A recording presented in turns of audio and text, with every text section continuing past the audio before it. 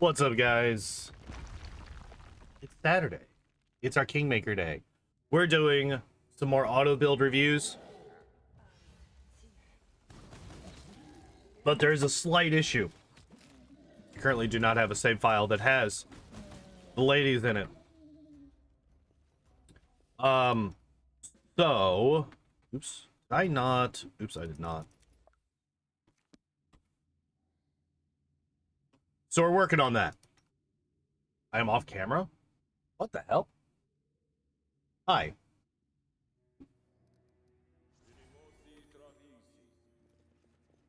So we are currently, here, let's bring this down here.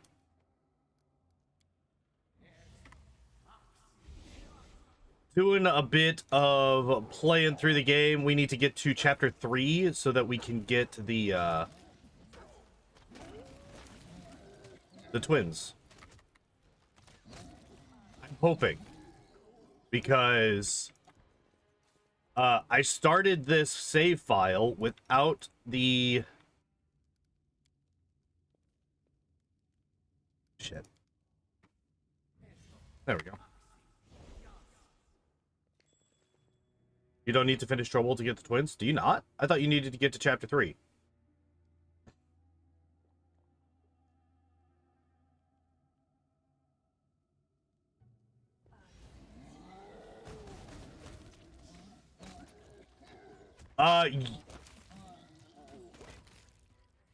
You just go to the tower at the start of chapter 2. I did not get anything. Well, fuck. I wonder if I... Okay, so wait. What if I... Do I have autosaves on? I don't think I do. No, I do not. Alright. Well, then... Let's stop wasting time here.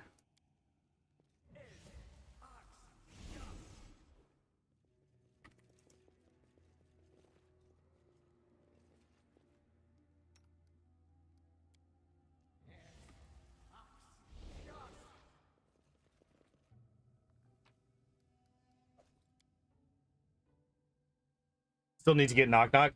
Yeah, but I want to get those two as soon as possible.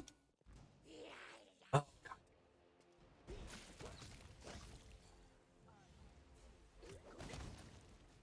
Why did you run that way, you fucking idiot?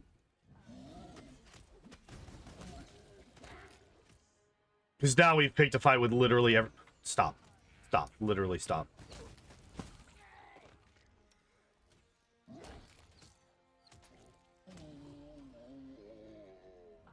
Hi, kitten.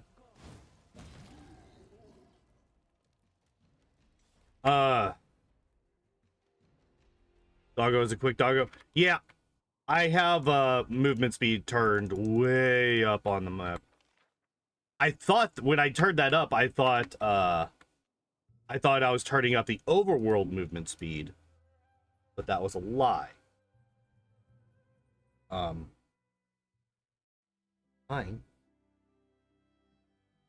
I need you to not block my arm like that, all right? But I need you to get down. Or up, that's fine too. So yeah, I thought I was getting this speed bumped up when I moved up my movement speed.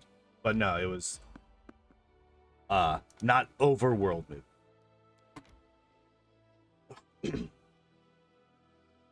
I actually want to turn that down a bit, so I need to find that. Oh, fucking hell.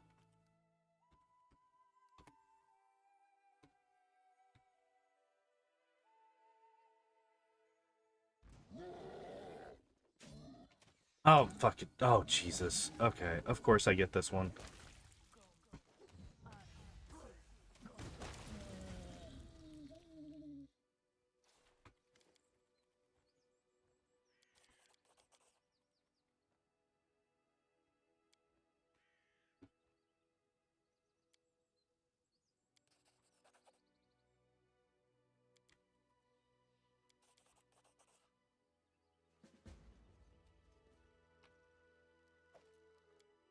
Okay. All right. I'm hoping that once we get back to our capital, that the cutscene will trigger that will start the twins, because I do have the DLC installed now. I did not have it installed when I started this save file. The carry weight is insane. Yeah. Yeah, I bumped that all the way up too because I didn't want to have to deal with that while I was trying to recruit all the different party members. Fuck, it did not.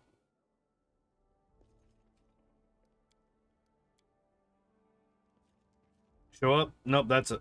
No, that is the tiefling. Hell yeah.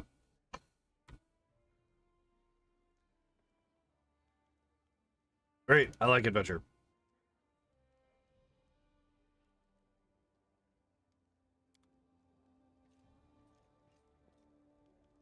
Okay. Main square. Because she's like right below our area. It's been so long since I've recruited these two.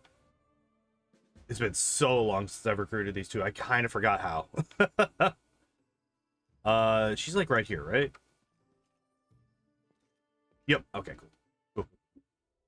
Cool.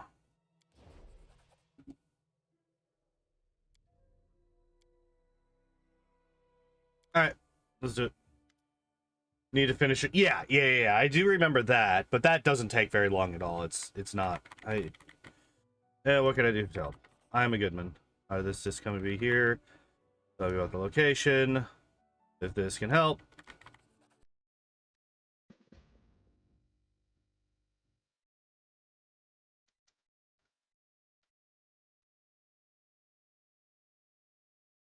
Wait, she wants us to go alone, right? Or am I just misremembering?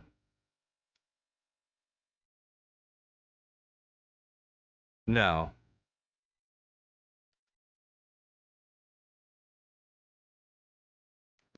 Okay.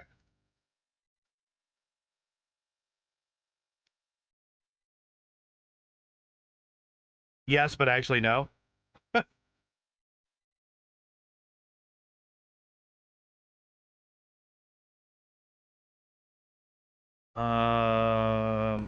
Let me map and travel. Yeah, I set this to 10 times normal speed. All map locations.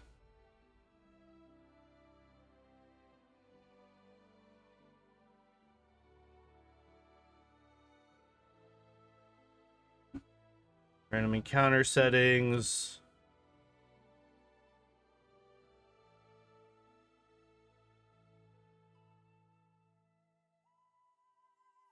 Wait. I have random encounters disabled. Oh, no, wait, I don't think I had this enabled, right? Or something. That's fucking weird.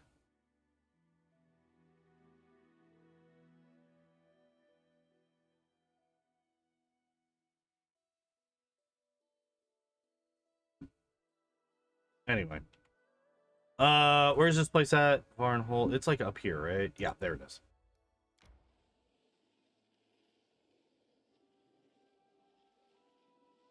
They will leave once you start the map. They wait outside. Okay. Yeah, see, I fucking... Why do I have encounters? I literally have encounters turned off.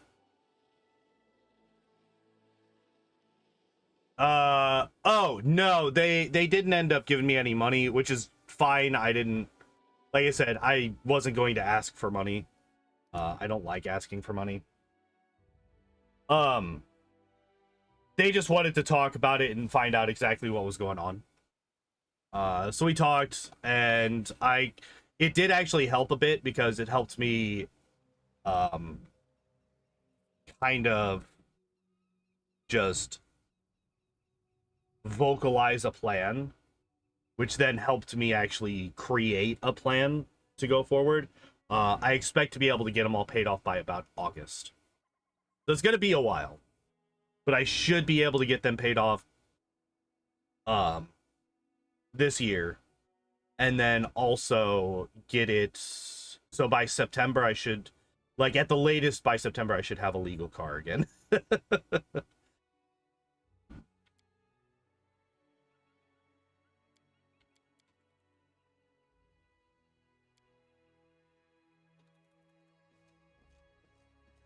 So yeah, it's just comes down to I need to be frugal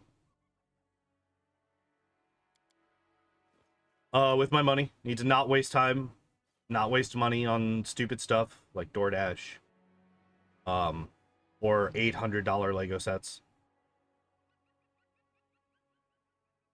Are those taxes a yearly thing? Yes, they are. But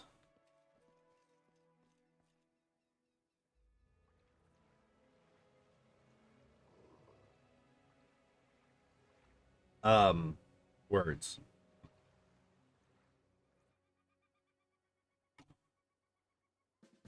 Okay, we could actually do her build now. Like they don't come back around until December. So I'll be able to save up, get them paid off in August, get the car legal by September, most likely.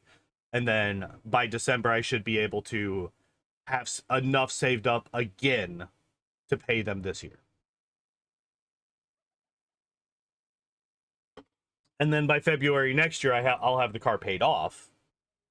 And then I can also drop down the insurance to liability instead of full coverage, which will save me like $400 a month. That's the big thing. Like in my financial future, that's like the huge step forward is next February I pay off my car. So by next March I'll have another $400 a month that I can spend on paying down the rest of my debts. And once I get those done, then I'll be in really good shape. I expect by the end of next year I'll actually be able to move out of this place and finally have a place that's not 30 degrees in the winter and 150 degrees in the summer, and where half the building doesn't have power and the pipes freeze every year regardless of what I do and all these other things. So yeah, I'm hoping by the end of next year I'll be able to move into a better place. But back to what we're here to do. Auto build reviews. All right, first off, she is level 5. So she's got 1 point in, I'm assuming, Constitution. She is a kineticist. I'm assuming she's got 1 point into Constitution. Which is good. That means that we are going to end on an even number. This is, I think, the 3rd or 4th build in a row where we have the final level putting a point in and making it an even number, which, good on you, Owlcat. I almost said kinetic because of the kineticist. Good on you, Owlcat. You figured it out for a while and then you forgot how to do that in Wrath of the Righteous. 10 strength. Strength doesn't really matter for her. 18 dex is really good for her because, you know, she's shooting the touch ace or the ranged attacks, right? Could be well, wait, she's is she ice? Yes, she's water. So it could be touch or it could be physical blast. She has access to both. Constitution is really high, which is obviously necessary for a kineticist. Wisdom, I think this is her just putting her points into another stat that needs to be there. Let's calculate her point by. That is a good point. All right. Did I save that? I did not. So we need to pick that up. Point by calculator.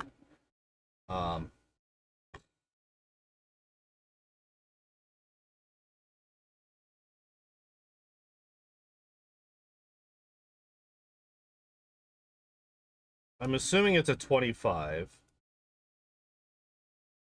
Oh, you are. Okay.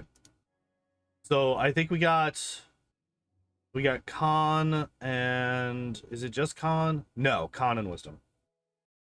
All right.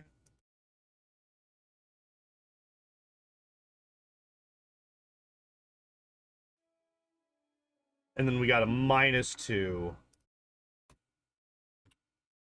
here.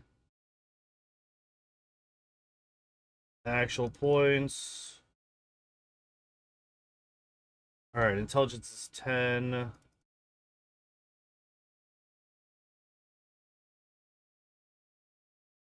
So she's got a 31 point buy. Kalikke here has a 31 point buy. I thought that she was going to be high because she's got two 18s. And that is impossible without dumping quite a few points. So if we were to get her to a... Okay, if she dropped her charisma down to 7, she would be a legal 25 point buy character. And there's no real reason to have her charisma as high as it is. Right? Like, you can drop her charisma and be completely safe. The biggest threat at that point would be the Defaced Sisters, right? Their ability drain can hit charisma, I believe. But beyond that, there's no real reason to keep her charisma at 10. But all right, so yeah, she has a 31 point buy. Yes, it does. Yeah, she's got a +2 to con and wisdom and a -2 to charisma. So they actually had to put 2 points in charisma to get her back up to 10. All right, but what does she got so far? So she has point blank shot, precise shot, and deadly aim, which are 3 good feats to take, especially if you can hit touch AC, which she can't. I'm curious if she's going to get spell penetration, which you do need if you're going to be using the touch AC blasts, right? She has the extended range infusion, which is good. Kinetic blade, which is a little bit strange. And then torrent, that makes it a line attack, right? Yeah. All foes in a line. Dealing half your normal amount of blast damage or full damage for energy blasts. Oh, okay, so she doesn't take any penalty if she's using her energy blasts. Which water has both energy and physical. Her blasts don't hit spell resistance. The energy ones should. Kinetic blasts that hit for touch AC should need to pass spell resistance. So if she's using the ice blasts, the ones that hit for hit normal AC, those will not go through spell resistance. But if she's using, because this is, oh, it is just physical. Oh, interesting. I thought that this could be both physical or, oh, interesting. Never mind then.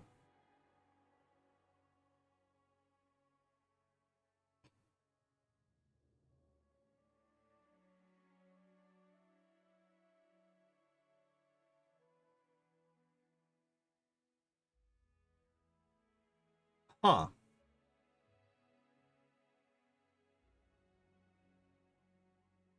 I guess I was just incorrect. I thought water, wait, does it not?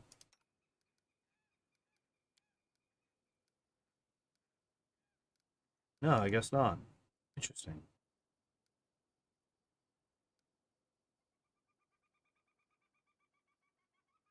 Okay. I was wrong.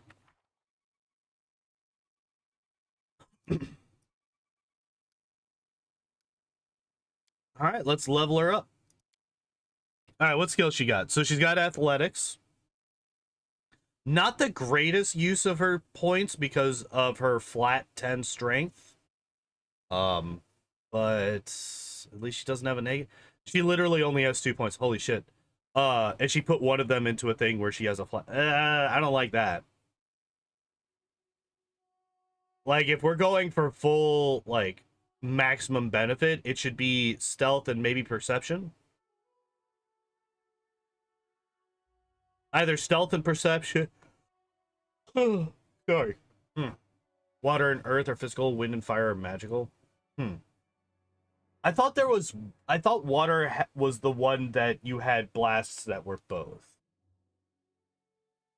but like it actually had two blasts at the beginning.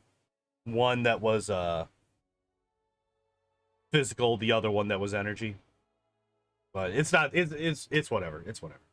I was wrong.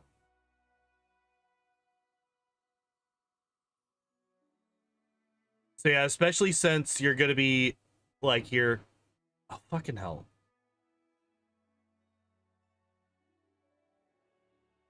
Yeah. Taking a -1 here. So we would be taking a -1 here, and with stealth as well, yeah. For gameplay reasons, you need to scale a wall in this map with athletics. So if your PC sucks at athletics, you could be soft locked. But they could have just as easily made it so that that check was mobility, and then you solve that issue.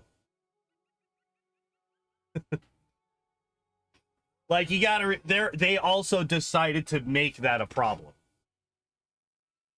So they made a problem that didn't need to be there, and then they created a solution that makes for a less than optimal build. I reject that as a valid reason.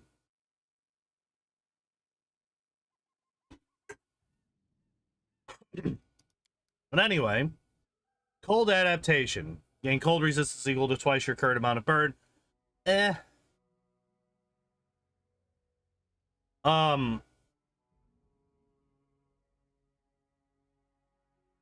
Everyone will have ropes in hand. That's true as well. I mean, that's a thing as well. Like, you could just have ropes at this point.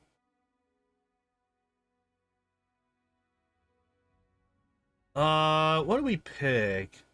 Familiar is really strong.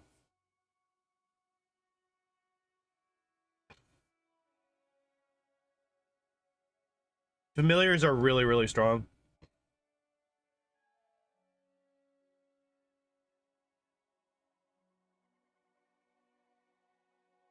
Kinetic's bonus feat, you could get blind fight, which they're not going to pick, but that would probably be the best one. Skill focus could be really strong. Primary element added to your skill list, which is what again? What skill did this add?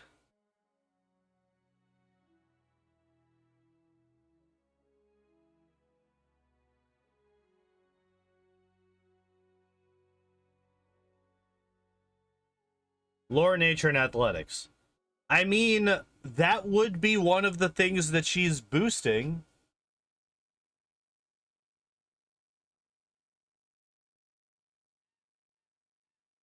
Like she's putting points into athletics, so getting half your kineticist level on skill checks is useful.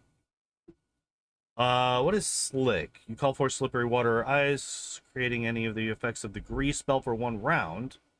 1 point of burn at the start of your next turn to extend the duration to 1 minute per kineticist level you possess. That could be useful. That could be pretty damn good. Especially since the save DC for this would scale with your level, right? Instead of like Grease, where it's just a flat, you know, level 1 spell unless you take Heighten, obviously. So Slick could be very useful here. Elemental Whispers is very useful. You could just get the hair familiar and boost your initiative by a bunch. Hey, Lord Bovid, what's up, my dude? She puts points in perception? She does not. Not yet, anyway. She doesn't. Kanerah might, but she does not.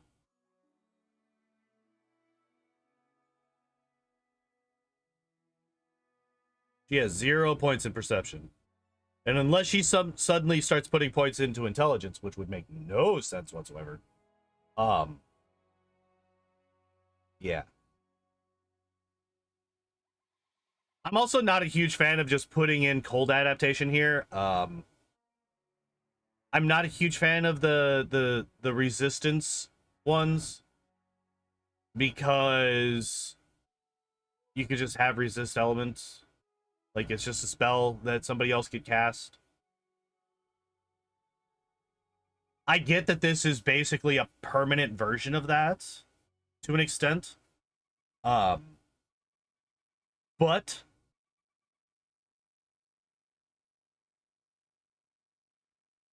like those spells last so long that as long as you're being quick in the maps, they might as well be permanent. Now I get like on some of the bigger maps and in some of the major sections of the game, you're probably not gonna, especially at lower levels, you're probably not gonna get through them in the duration of the spell. But you're gonna be level 5 at least when you get resist energy communal. You want to get it high, but you don't need to get it that high for the boosts, right? I can't remember exactly how much. And if I remember correctly, it doesn't actually tell you.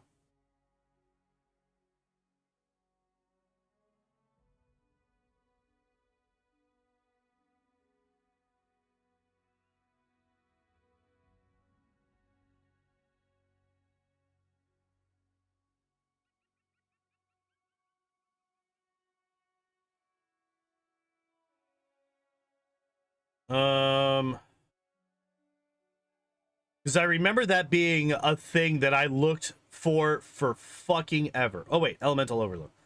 Starting at 6th level, at least 3 points plus 2. At 16th, whenever she has at least 7 points of burn. So yeah, from level 6 to level 16, you only need to get 3 points of burn to be able to take advantage of elemental overflow. No, wait. Nor the effects of a critical hit or sneak attack equal to 5% plus or times their current number of points of burn. I don't think that that is enough of a benefit to put more points of burn than 3. For whatever reason, they didn't actually put a paragraph split here, so I missed this at first. But at 11th, whenever you have at least 5, you get a +4 size category bonus to 1 and a +2 to the other 2. Okay. And then it's 16th whenever you have 7. So basically, you want 3 at level 6 through level 10, 5 from level 11 to level 15, and then 16 plus you want 7. Then obviously you would want the major one to go to... I would assume you would want the main one to go to Constitution. It would either be Constitution or Dex, depending on whether or not you're having trouble hitting people, right? Or burn cap increases with their Constitution. Right, right.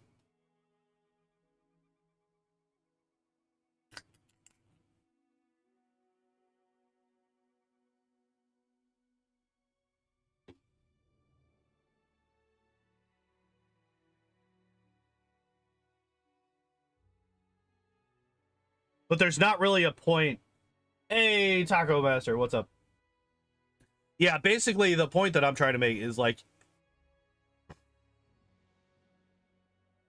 you get it to the minimum and then you don't take any more, right?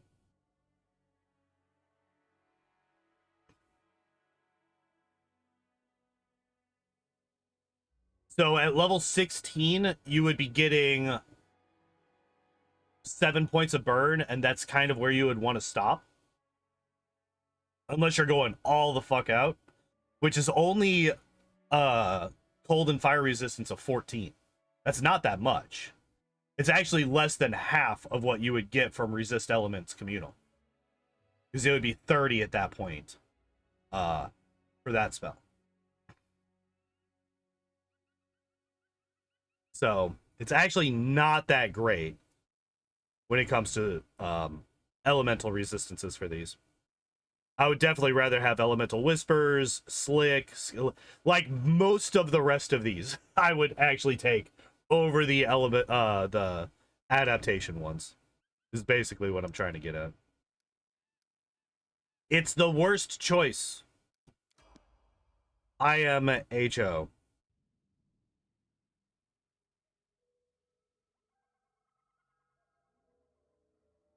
Ah, here it is.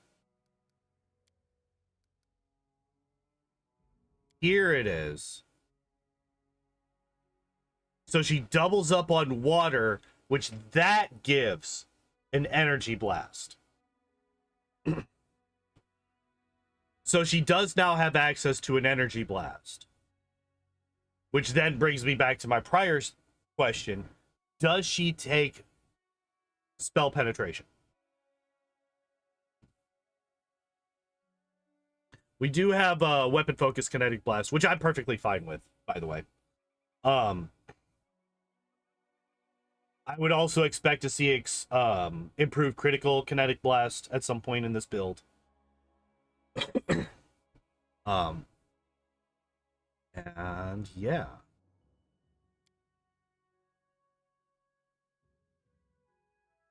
Yeah. That's fine.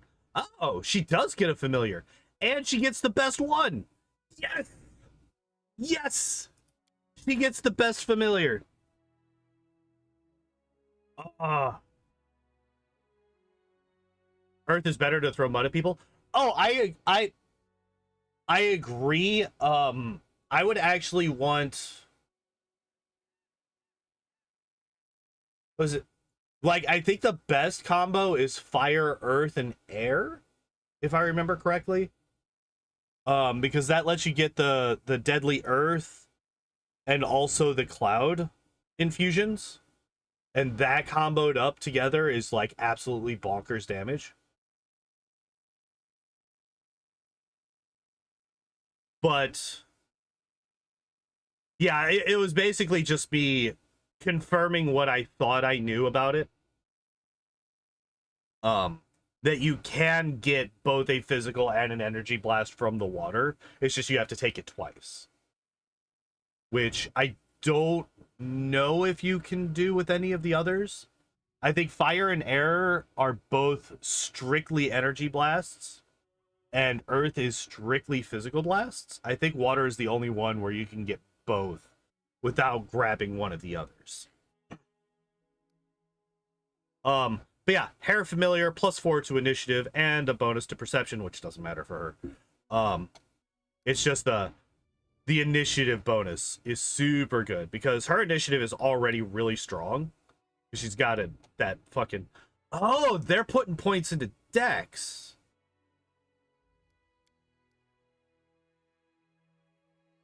I don't agree with that.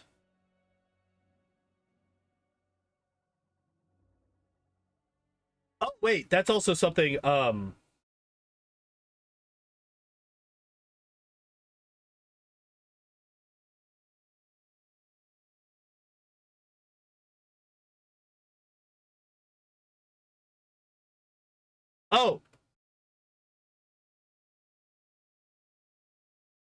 you can't pick ice off the bat? Okay.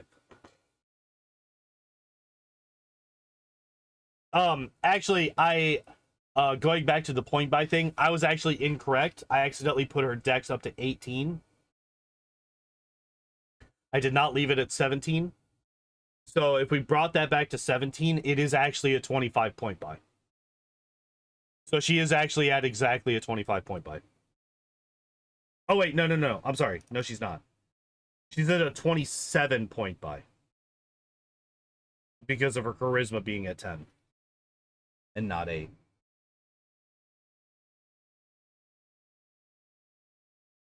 But anyway. Back to this.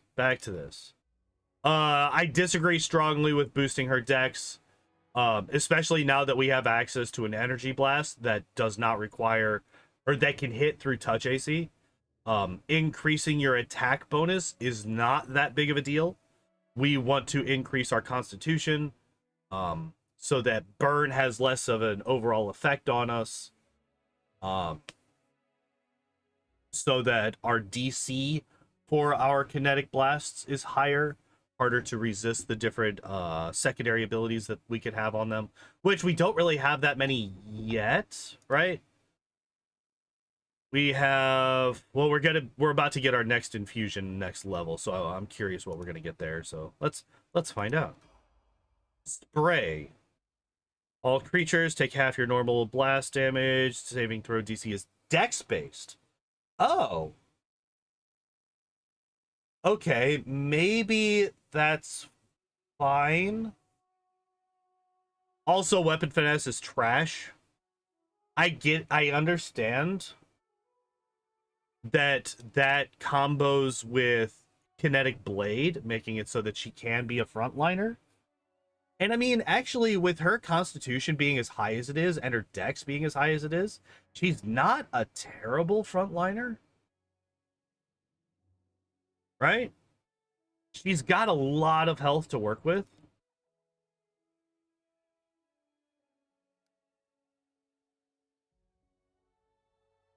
And her AC is pretty fucking strong.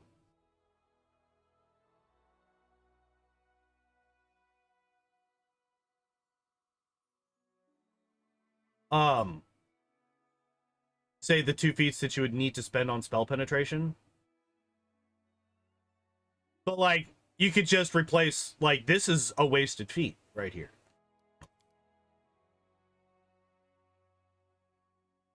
Well, let's take a look. What would we grab instead?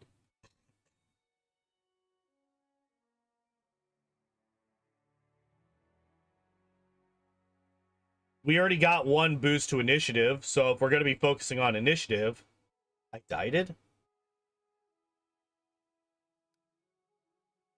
Oh, the internet's doing the thing where it's just sitting around 1500 bitrate.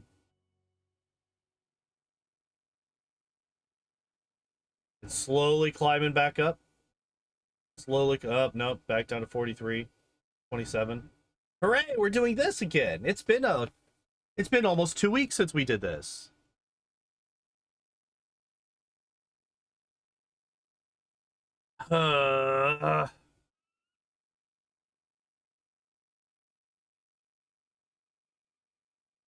Well, that's fun.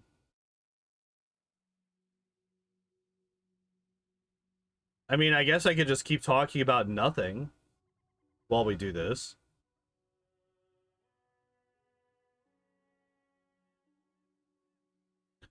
By the way, if you want to watch something that doesn't have bitrate issues, you could check out the thing that I posted in the Discord, the video that I posted. I was shilling another channel that I am a huge fan of. Oh, we got all the way down to 0. Hell yeah. I was shilling another channel that I'm a huge fan of. Yeah, I know.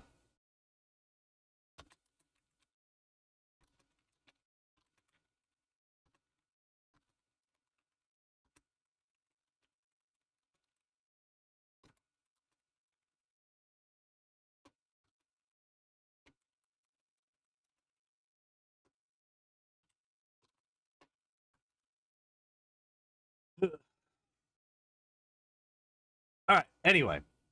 Just in case what I'm actually saying doesn't get through, I at least wanted to send out the that message. Oh wait, no. We were at the correct bit rate for 2 seconds, and now we're back down to 0.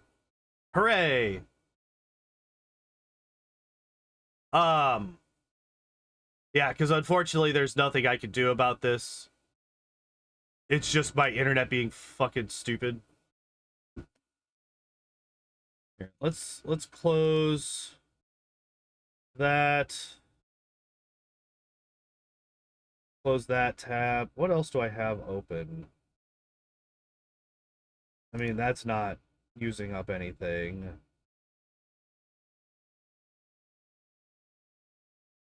This isn't using up anything, not really. There, I can ignore that, actually. You know what? Let's quit Discord for now. Not that that's going to make a difference, but we could pretend like we're doing things to help this. because there's not really much else that I can do. But anyway, what I was talking about, to try and kill time until my internet restabilizes, is I was rewatching a video that I watched a while back.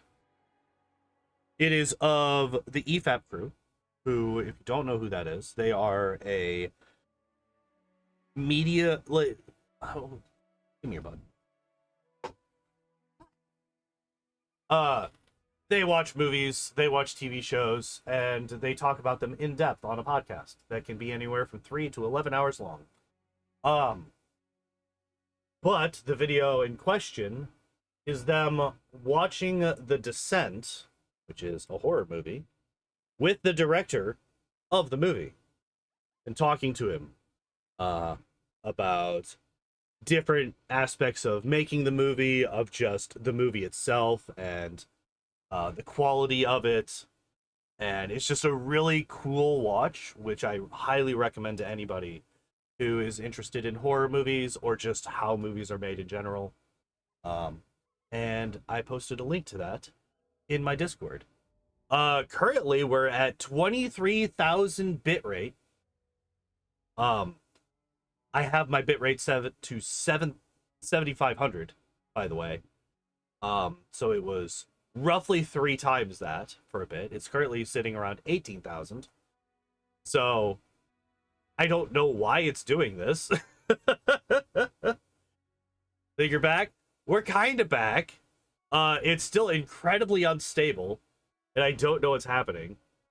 But we are back for the most part, it looks like. So yeah.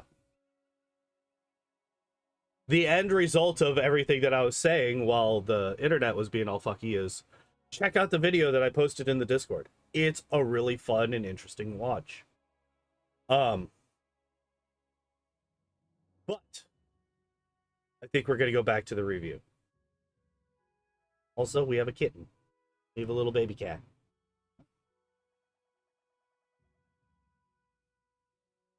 Which is also a distraction. What could we take instead of weapon finesse? Improved initiative. Well, I moved my arm, therefore he immediately needed to move. Improved initiative. We've already grabbed something that boosts our initiative. So doubling down on that actually makes a bit of sense, because a lot of the enemies in the late game have incredibly high initiatives because of their stupendous dex scores. So getting improved initiative allows you to go first, which means that you might be able to take one of them out before they have the opportunity to kill one of your people.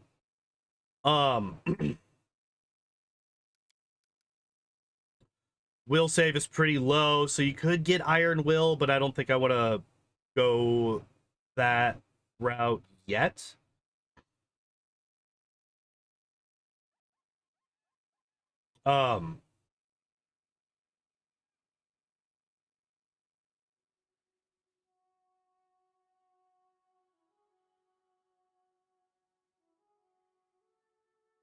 I'm actually really interested, because this says spells, but does elemental focus benefit kinetic blasts? So if I were to take elemental focus cold, would it benefit like my spray attack here? Would it boost the DC of this?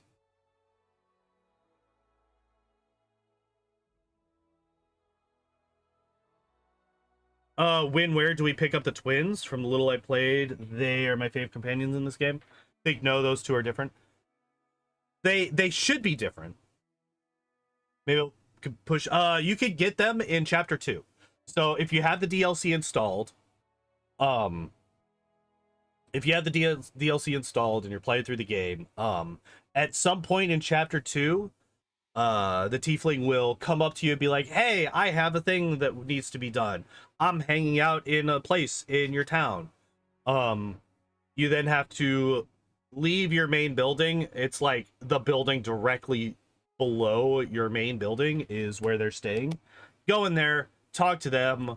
They will reveal a place on your map called Sorrow Flow, which is like in the northern part of the mountains, just east of the river. It's like going straight down your map there. And you go up there, and that is where you pick them up. That's actually where we're at right now. And yeah, so elemental focus, because it specifies spell, it should not work on kinetic blasts. Should. That should is in all capital letters and bold, because as we know, Owlcat doesn't always make things work the way that they should work.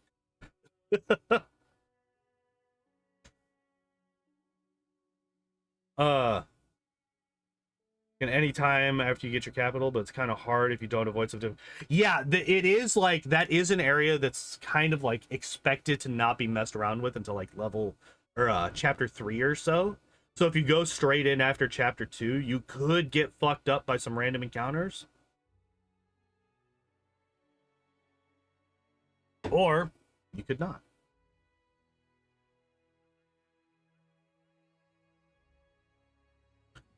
By the way, because of all of the fuckiness with the stream stability and all that stuff, I would recommend that everybody refresh, because sometimes it will end up delaying the stream for people.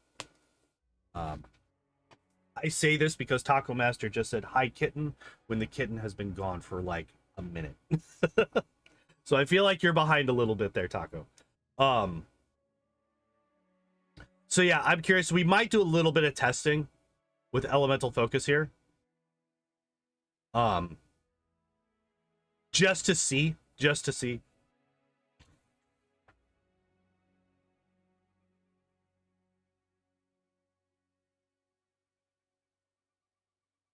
I do find it interesting that spell penetration is down here, when there is, well, because like this right here, this infusion would, I guess it's water, so it would be physical, even though it's using a save DC.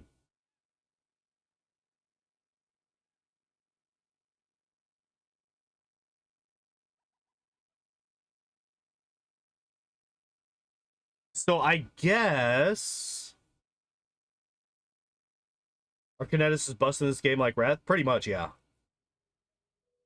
Pretty much, yeah. So I'm assuming that this does not require a spell penetration check. Kind of delayed, I guess. It's fine. It's just like that was an indicator to make me remind people that there are a lot of good items for them. Oh yeah, you get the fucking kinetic diadem, and that just makes your kinetic blast so much stronger. Extended crit range, you know, increased damage, and all that good stuff.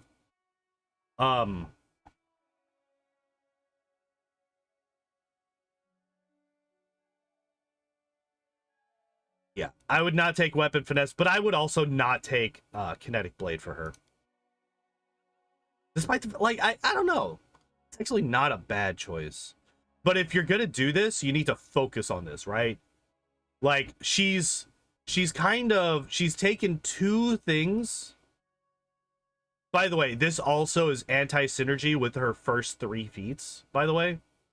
Point blank shot, precise shot, and deadly aim. None of those work with weapon finesse. None of those work with kinetic blade.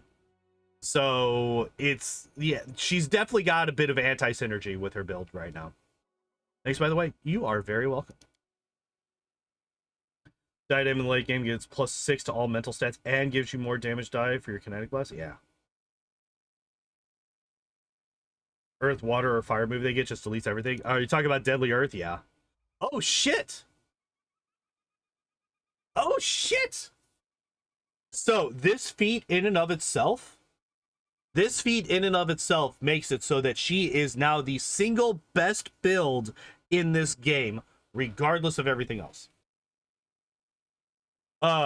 because she is the only one that now ignores all of the gaze attacks from every single enemy in the endgame. So this is fucking massive. This is absolutely insanely strong. Yeah, she just gets blind fight. I did not expect to ever see blind fight in a single build here. We do get improved critical kinetic blast. This is also really, really good.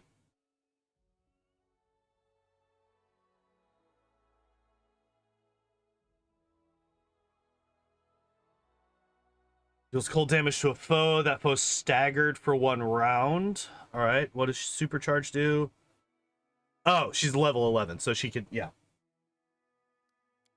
So, chilling infusion.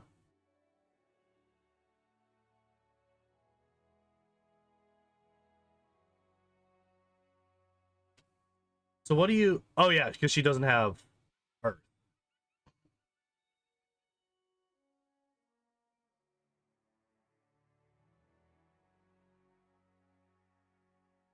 And what is Cloud?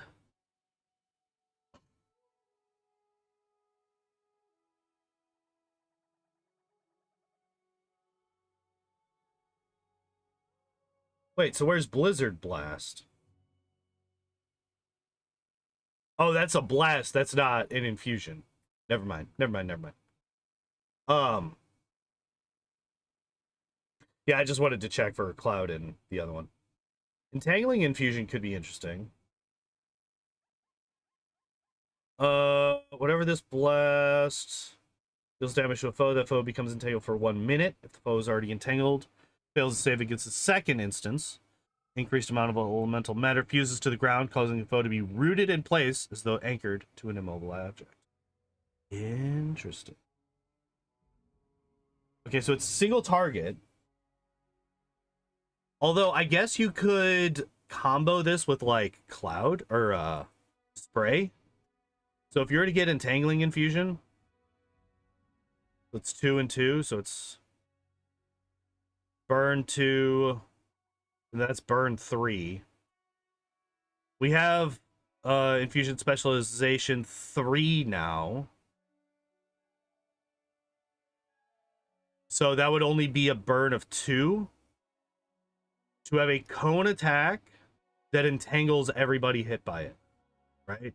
And this is only foes, all creatures, never mind. The line is all foes, the cone is all creatures. Okay, so you would have to be a little bit more careful with your positioning before this, but that would actually be like a really strong combo. Chilling Infusion is also a pretty strong combo, right? You could do this with that, and it's very similar. Deadly Earth ignores spell resistance, so OP just wipes everything off the map. I believe it's the same in this one, because I believe that's a physical... or you can play in turn-based. What is this heresy that you speak in my chat? What is this nonsense playing in turn-based? Get out of here. Get out of here. Can't believe you'd say this to me. It's like you don't even know me.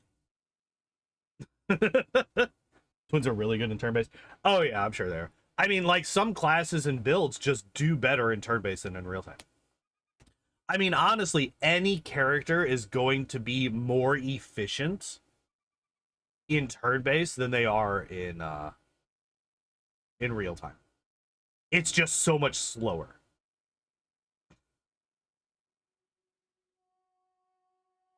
And some get a better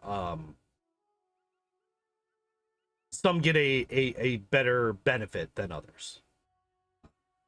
Hyper micromanagement focused classes like mages, like kineticists potentially, like those are way highly benefited from turn-based, whereas people like Valerie, it's just like, just fucking swing your sword 8 times, you're fine.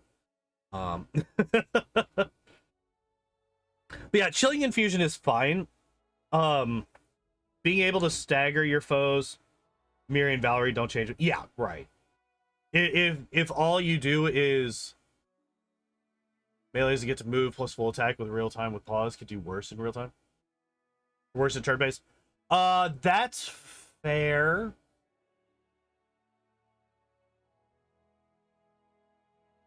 Yes, you can. You can turn this one on and off.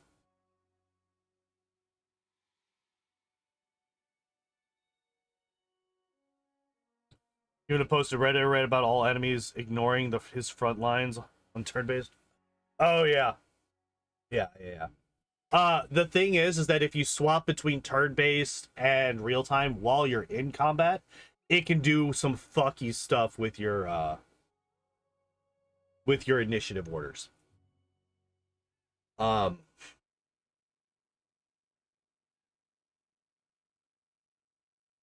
As seen in a couple of my speedrun attempts back when I was doing that, because I would forget to turn real time back on after the Lich. So I would get into the fight with the Stag Lord, and it would be turn based, and I would then immediately swap it to real time, and it would just skip my turn. And I would have to wait a full 6 seconds before it would be my turn again. Yeah, there's also an exploit where you can get infinite turns by swapping between real time and turn based. I have not been able to consistently figure out how to do that.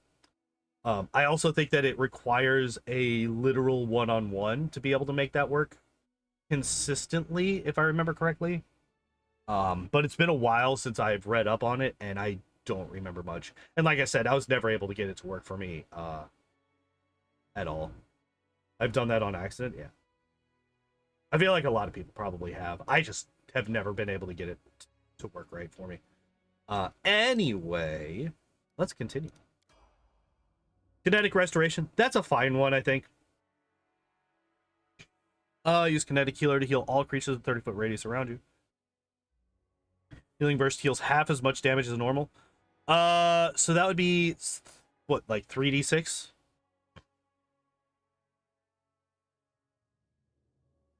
Right, because Kinetic Healer is...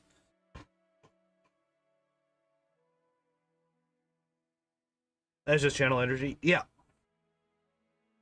Well, see, the thing that I'm curious about this is you can base this off of a physical blast, right?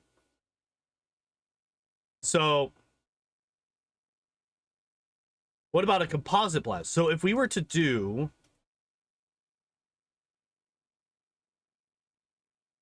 That's another simple blast. So we don't actually have a composite blast, do we?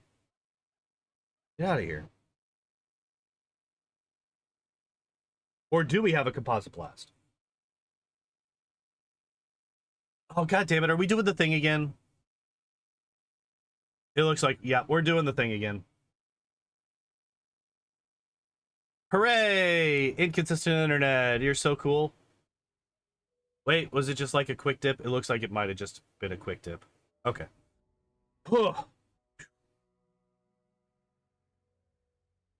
did not want to have to deal with another 3 fucking 5 minute, 10 minutes of, hey, I'm just going to talk about random shit while I wait for my internet to finally come back, maybe. So if you were to do if you were to base this healing burst on a composite blast, a physical composite blast, that would be 2d6 plus 2. So that would actually cut that back down to 1d6 plus 1, which is basically just your normal kinetic blast. So I wonder if you can choose what blast this is based off of, or if it's just going to be using your base, like your level 1 basic kinetic blast to determine its damage. This one doesn't have any of that problem because it's just 1d4 points of ability score damage.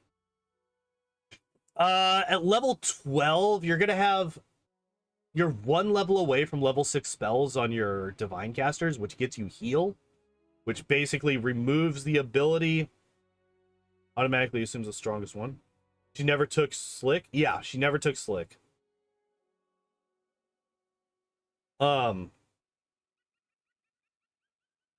Yeah, so there's no reason to really take kinetic restoration at this point. Having another revive.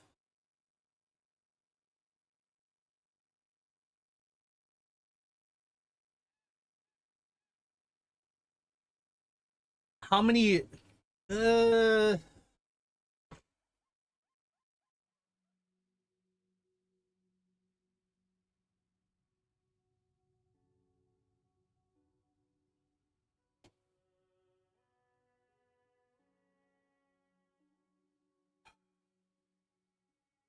I would take this over restoration for sure.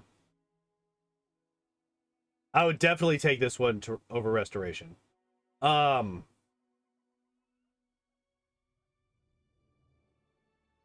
yeah, as mentioned, Slick is really good. And the fact that we don't have this yet is...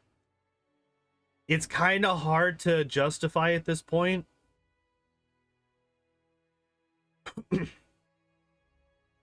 I mean, we did get blind... Like, we could have Slick already. Because, like, we don't need these. These two are kind of a waste.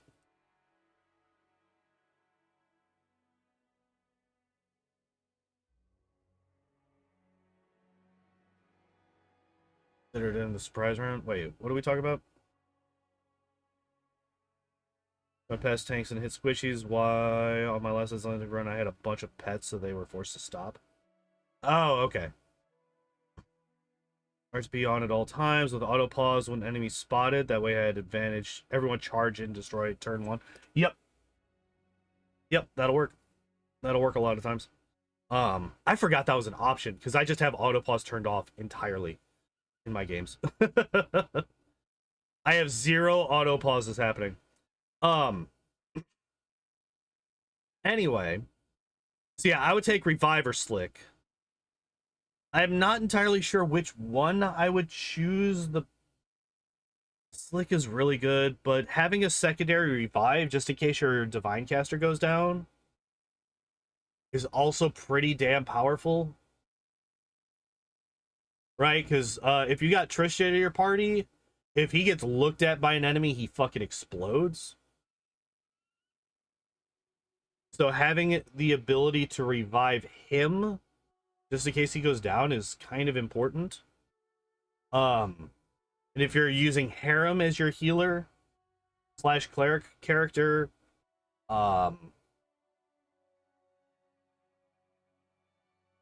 then he's in the front line, which means that he can get fucked up too. He's less likely to, due to his tankier nature, but he is also, you know, on the front lines. He's being targeted by enemies on a consistent basis, so he could also go down. Most enemies are immune to most stuff, so that game is just about hitting enemies hard and fast. Yeah.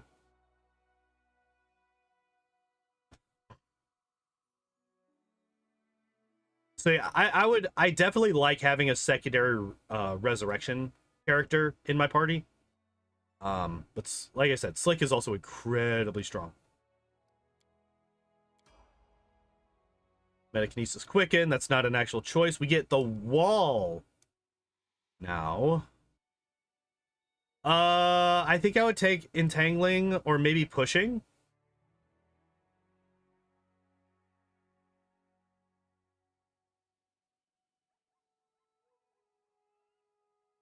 Pushing Infusion is interesting. Most others an archetype, yeah. A lot of classes have just an archetype is just that class but better. Or that class but better for this specific fucking words. Jesus. That class but better for this specific scenario, right? Like you got the Demon Hunter archetype, which is just a better version of Ranger. I can't remember what the base class is for the Demon Hunter archetype in Wrath. Or you have the Fey killing Druid in this. Also we got Toughness, which Paladin is another one. Yeah, there's a couple of different Paladin archetypes that are just better than Paladin because they're more specific. Well, so it when I say that there's a couple of paladin archetypes that are better, I mean specifically there's a couple of archetypes that are better at a specific task. Um, yeah, we got fucking toughness. Um, Still don't have improved initiative. Iron Will is also something that I would think about taking because our will save is really fucking shit. Um, and she is somebody who hits incredibly hard just with her base attacks.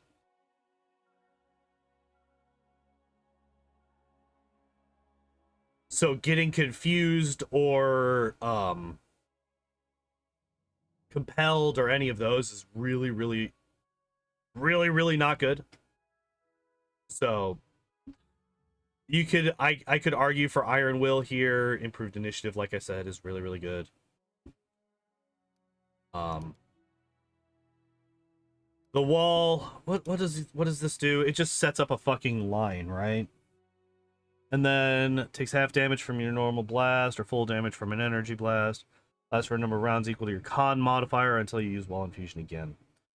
Yeah, so basically you just draw a line in the sand, and as the enemies run through it, they take damage. That's fine, I guess.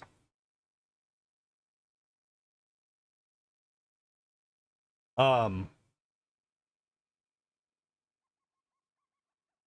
guess that's fine.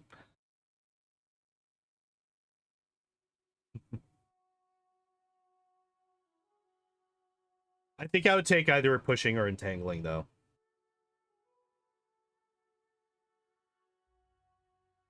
Bull Rush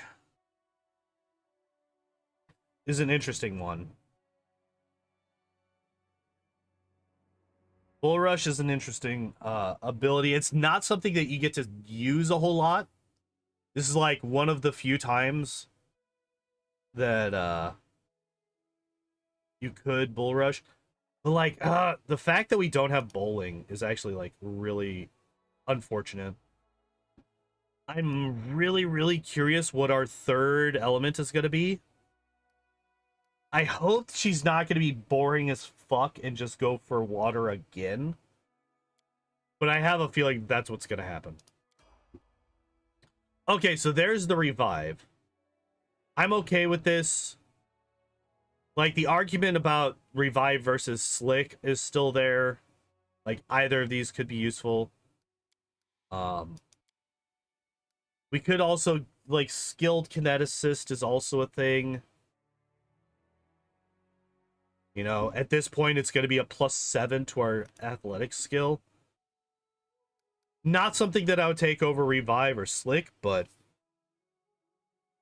I think it would be a good thing to take because we are actually putting our points into one of the abilities that we get or that this benefits.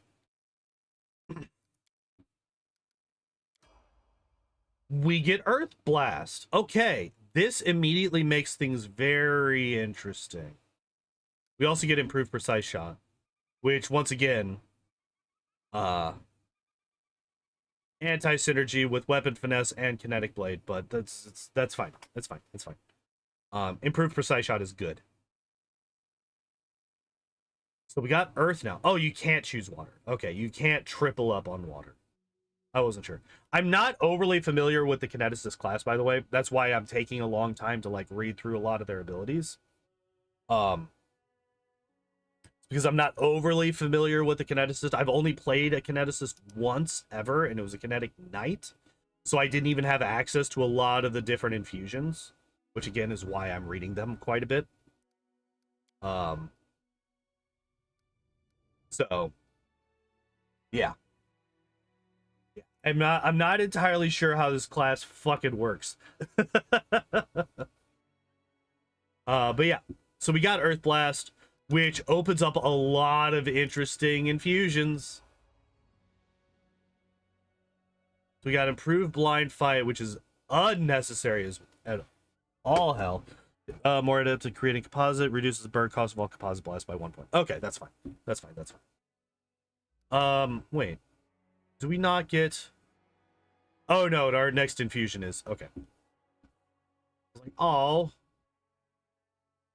So, okay. So we actually did just get access to a couple of new things. When using Earth Blast, Earth Wild Talents, or Composite Blasts that include Earth, double the duration if it's longer than one round.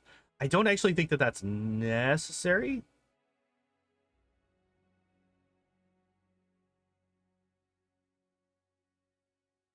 So what does improved life fight do?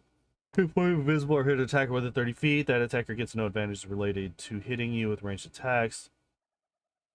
Specifically, ranged attacks. So if they come up and they hit you in melee, then they don't lose their advantages? That's fucking weird.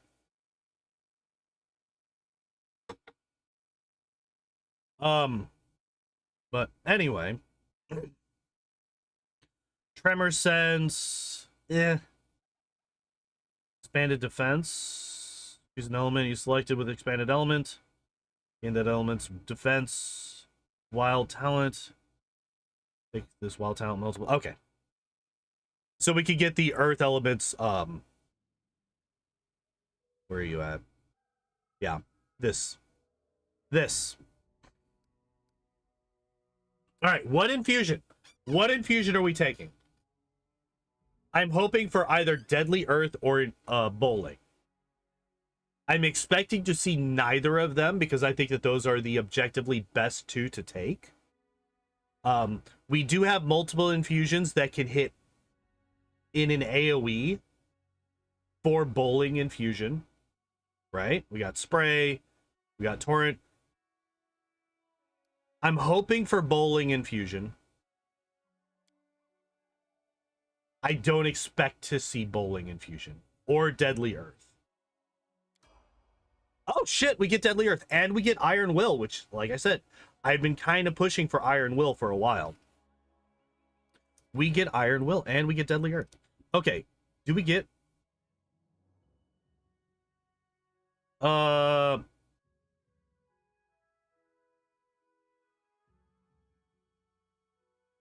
Okay, attempt to trip combat maneuver. So this is actually something that I wasn't entirely sure of. Can you use this if you're not using one of these for associated blasts? Can you use this, for example, with Spray?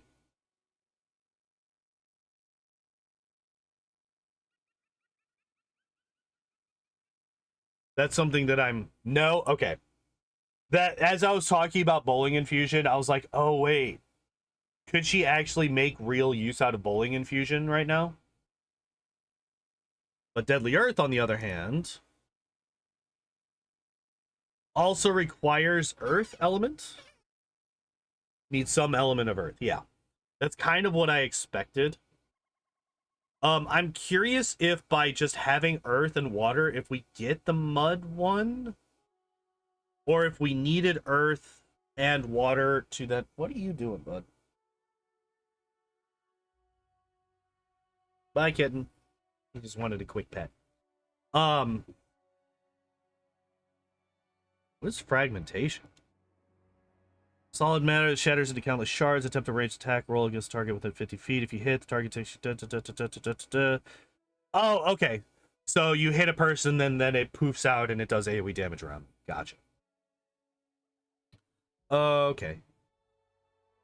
And that could be used with our Ice Blast as well. Okay.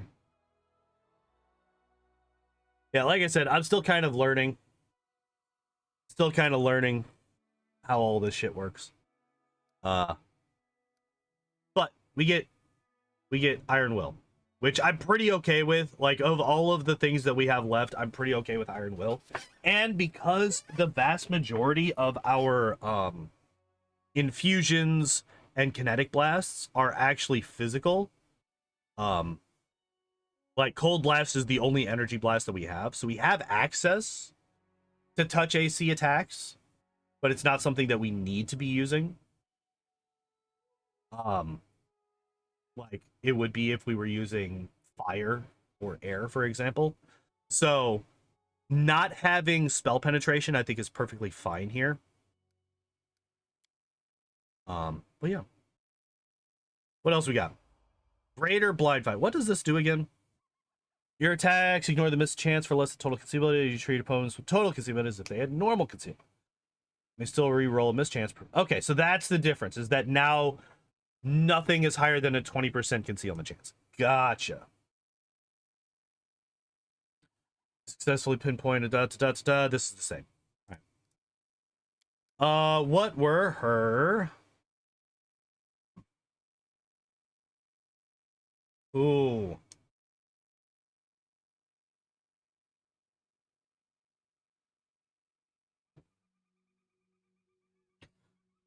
But this, though.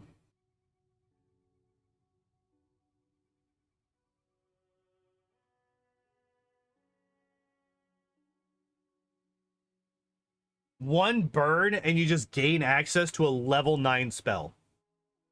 That's basically what this says.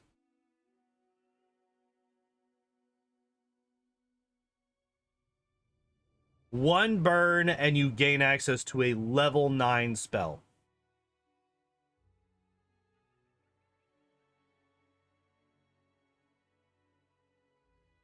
I think that's better than Greater Blind Fight.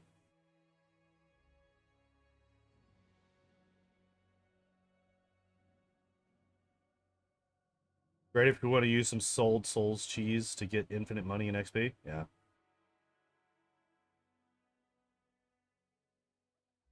So that thing's got some kind of displacement effect on it, I guess. The thing that spawns that you could use.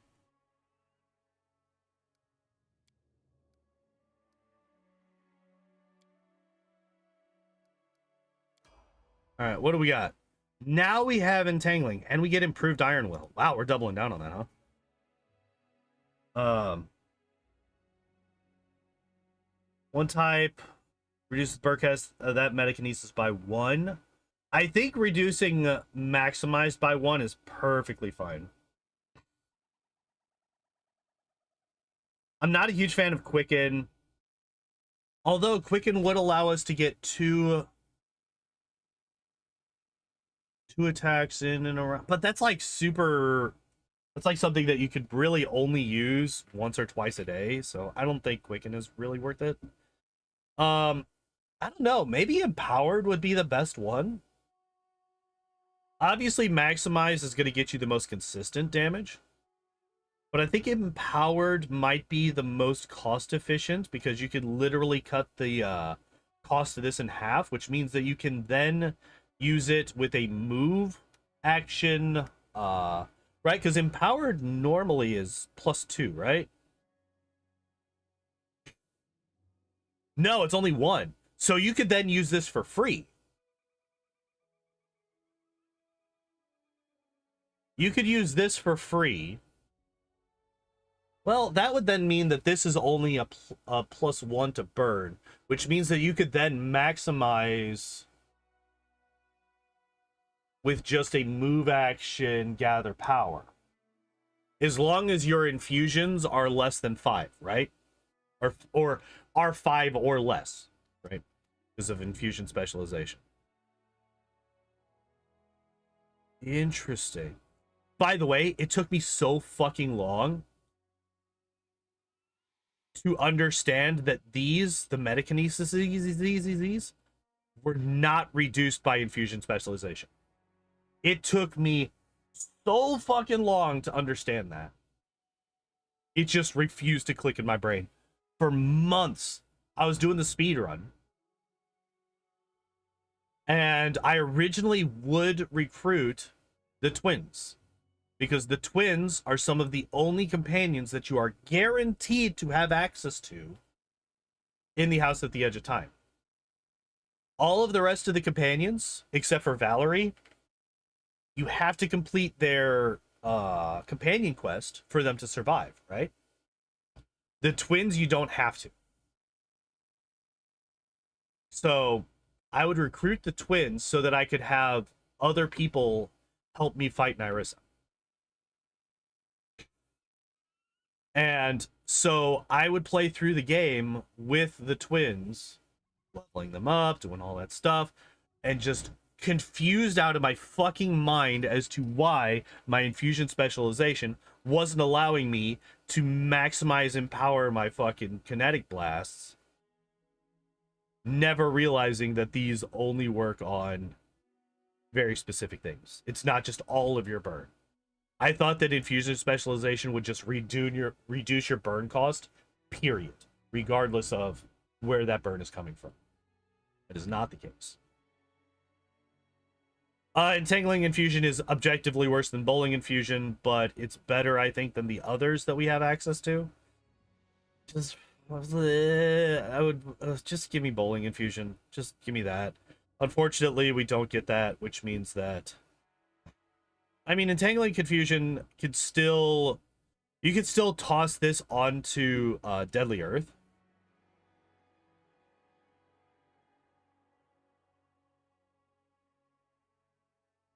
That does put you to 6. Which means that you wouldn't actually be able to do that and maximized without using a full round gather power, which means you could only use it every other turn. Although I guess you could gather power before the fight starts and then start the fight with that.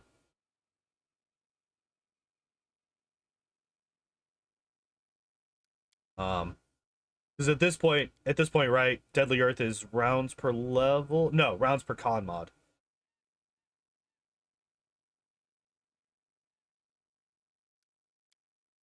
Which is still only 4 rounds. Because we're boosting our decks and not our constitution. Level 20. We get Tidal Wave. Alright, so we got the level 9 spell at the end. Which... Yeah? Yeah? Right? Yes? Why would you not? I like how it says, has one of the following features. Water, water, water, water. What the fuck? But yeah, we got that. Hell yeah. That's the only choice that we have access to at level 20. It's a good choice. It is like the objectively correct choice to take here. I would have liked to have had it back here at level 18. But I don't know. Maybe Greater Blind Fight is... Do you need water for that? Maybe. Potentially. Potentially. It would be nice to have like water and earth required for Tidal Wave, because that's usually what causes a tsunami, is an earthquake under the water. So like maybe water, earth, and deadly earth. Because Deadly Earth kind of like simulates an earthquake. So like if you have all 3 of those, then you gain access to Tidal Wave. I feel like that would be kind of a cool little touch. Like a nice little scientific touch.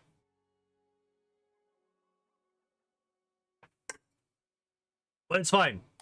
We are now done with one of the 3 builds that we need to do.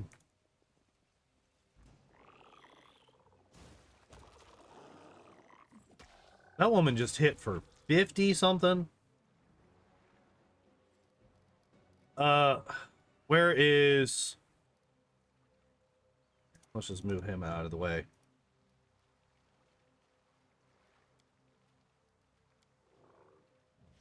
Will this work? Nope, did not work. Damn it.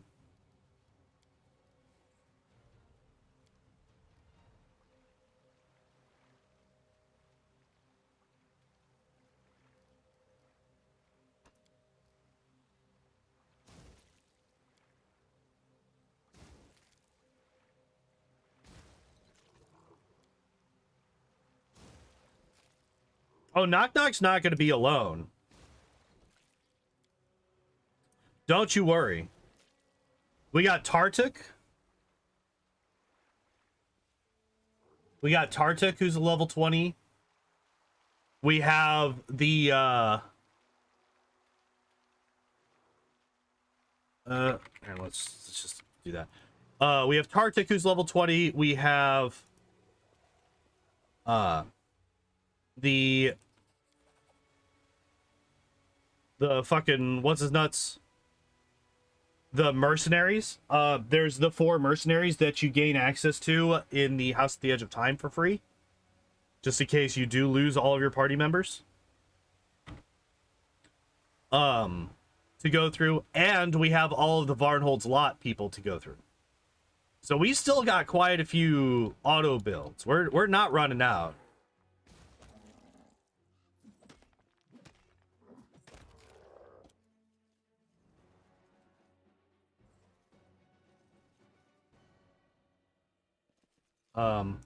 Hello?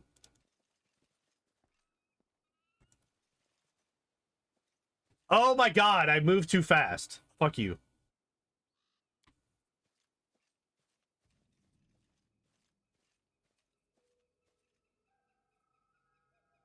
Yeah, that does actually mean that I need to get all the way to the end of the game before next week, which isn't actually that big a deal. Oh yeah, we got plenty of people to go through still. Don't you worry.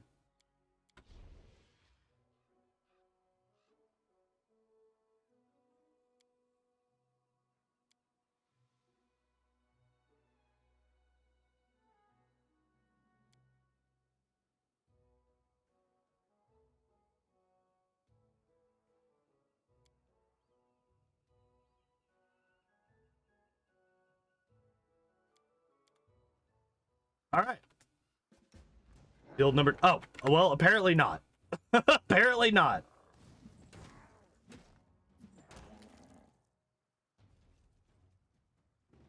All right, now we can do this. All right, let's take a look at Kanerah. Now, first things first. Still Devil Spawn. So, Con, Wisdom is up by 1, or by 2, and Charisma's down by... Okay. So, let's take a look at... Why did I close that other fucking page? Right, yeah.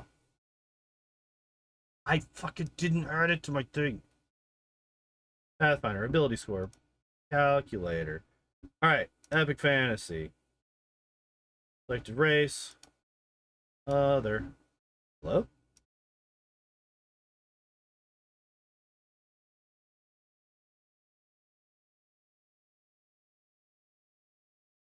There we go. Alright, Constitution is 2, Wisdom is 2, Charisma is -2. Alright. So we're at level 5. So one of these is wrong.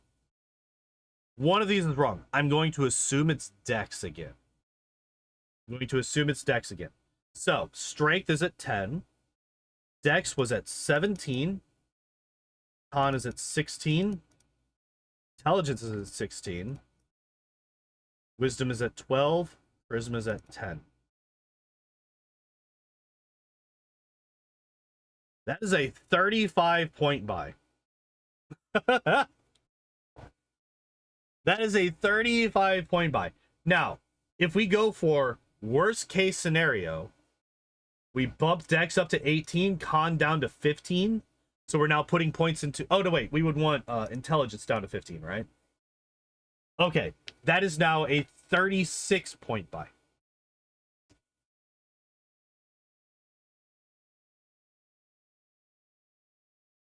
So it is either a 35 or a 36-point buy.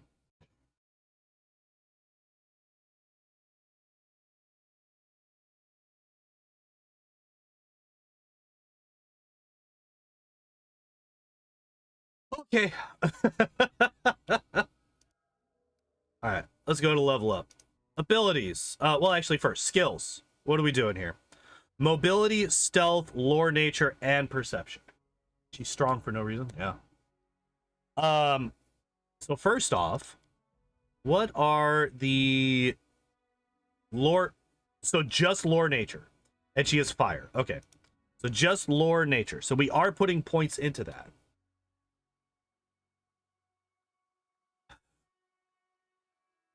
We got perception as our off-pointed thing. Mobility and stealth are both high. Okay. So let's see what we got. We got point-blank shot, precise shot, and spell penetration. All right, so she is going... So that does make sense, because she does not have access to physical blasts right now. And I have a feeling that she's going to focus specifically on energy blasts. So it looks like that's the major difference between the two sisters.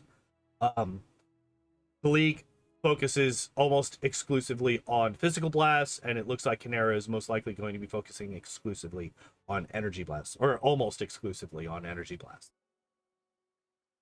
So, got fire, duh. Got burning infusion, yes. Hey, would you like to do... She should take air later on. The single best setup, I think, I mentioned this earlier, I think is earth here, air here. You can take earth and air, you can get deadly earth, bowling, and cloud infusion, and then you just fucking rip through everybody. Everybody dies. We have Fan of Flames, which is basically burning hands, right? Extended range, so yeah. All of these are good. Foxfire. Fairy Fire is fine, I think. What's Fire's Fury? What does this do?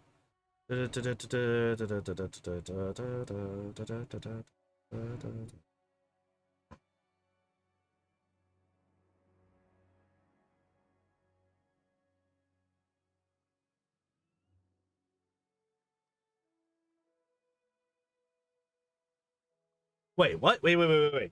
When using Fire Blast or Composite Blast that include fire, add your Elemental Overflow bonus to the damage dealt. If the Kinetic Blast normally adds double your Elemental Overflow bonus to damage, these effects stack. What? Wait, so this thing is adding your Elemental Overflow bonus to your damage. But it's saying if you gain your Elemental Overflow damage from a different source already, is there another source that adds your Elemental Overflow damage to your blasts? Am I just forgetting something?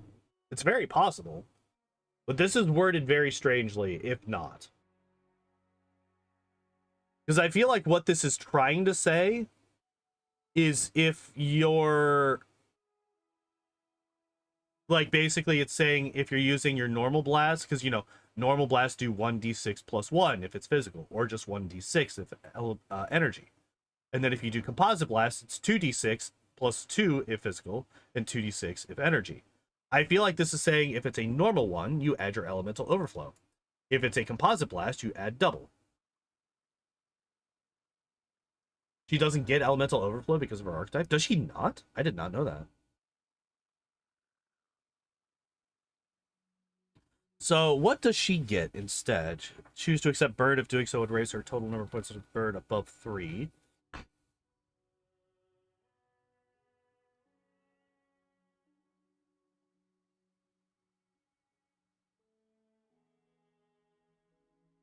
Reducing her current total burn by 1 point. So she can multiple times per day just get rid of her burn. But she can only take up to 3. Okay. Wait. Gains attack and damage bonuses from Elemental Overflow based on how many times that day she has successfully used Soul Power, rather than based on her current burn total. For instance, a 9th level Dark Elementalist who's used Soul Power 3 or more times over the course of the day would add a +3 bonus. Okay. Does not gain size bonuses to physical ability scores or a chance to ignore critical hits or sneak attacks. So, okay. Ow, claws in my flesh. But a very affectionate kitten.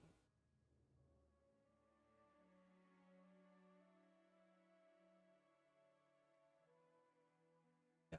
He is currently kneading my shoulder, which is just stabbing me over and over. Okay, so that changes her Elemental Overflow, but she does still get it.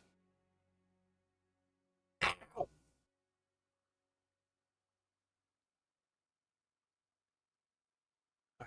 Gotcha.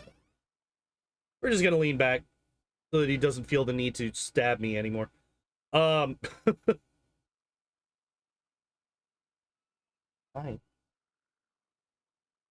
I got you, bud. I got you.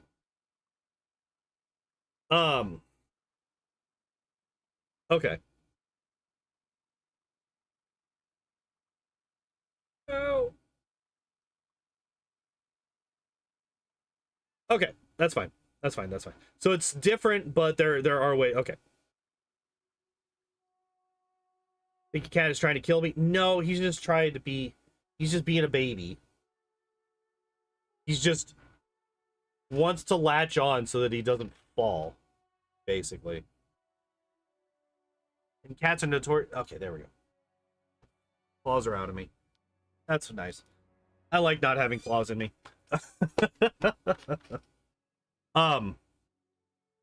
By the way, again, heat and cold adaptation, I fucking just don't. There's no reason to get these. You're gonna have, like, at level 6, at level 7, you have energy resistance communal. Or resist energy communal, or whatever the fuck the spell's called. Whatever the spell's called that gives you this, but better. You have that at level 7 from your divine casters. So there's literally no reason to get these. Because you're gonna have a divine caster in your party. I have never seen anybody play through these games, unless they're doing like a solo run or something, without a divine caster in their party of some kind. Who can heal and revive and buff and support and all that good stuff. So yeah, having these two is kind of trash. Not gonna lie.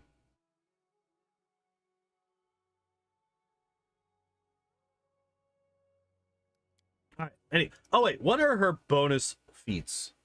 Iron Will, improved Iron Will, persuasive, dazzling display, dreadful carnage. Okay, so she does not have. Wait, what was it? I immediately forgot. Improved Iron Will, persuasive, okay, yeah. Her will score is actually pretty good. It looks like she has a high will save and low fort and reflex.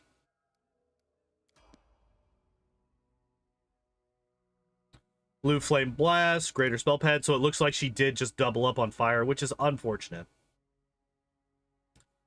I would have preferred something else. Literally anything else. Literally anything else. Need a healer in every party.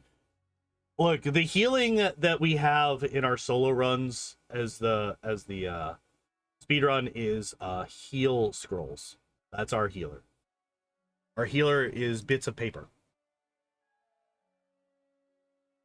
Yeah, I mean, it's not unexpected that she doubles up on fire. It's just really unfortunate.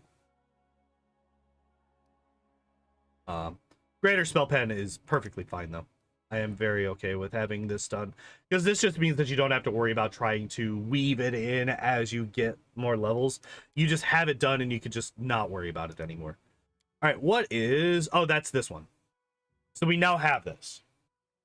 Ignore spell resistance. I remember there was a way for fire to ignore spell resistance. If that's the case, then that is way worse than before. That actually makes this way less important. And I kind of wish that I could look that up. Unfortunately, well, I could do this. All right, just do this and then just look. Abilities.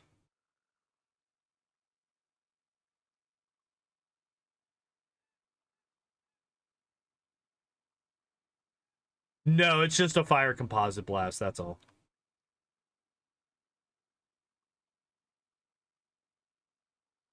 Yeah, it's just a composite blast, that's all.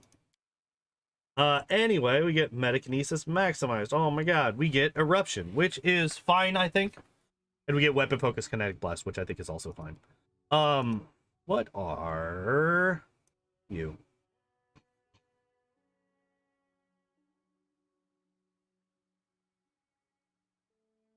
Affects all creatures in a 10-foot radius cylinder. An energy blast infused with eruption deals its normal damage to each target, while physical blast deals half its normal amount of damage. So they do the same amount. There's actually zero reason, unless you don't think you can get past their spell resistance. There's literally zero reason to ever use a physical blast when it says this. This physical blasts do exactly twice the damage. Right? No. Wait. No. You're actually... Wait, fucking... Where... Kinetic Blast, right? Yeah, okay. Kinetic Blasts deal 1d6 plus 1, plus the Kineticist Con mod. Energy deal 1d6 plus 1/2 the Kineticist Con mod.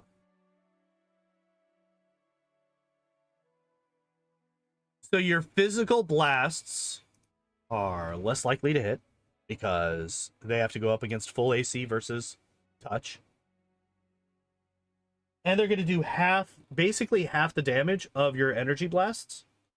Slightly more than half, but basically half the damage of your energy blasts. And all your energy blasts have to deal with to balance that out is they have to get past spell resistance, which we already have greater spell pen. This actually makes physical blasts like really weak.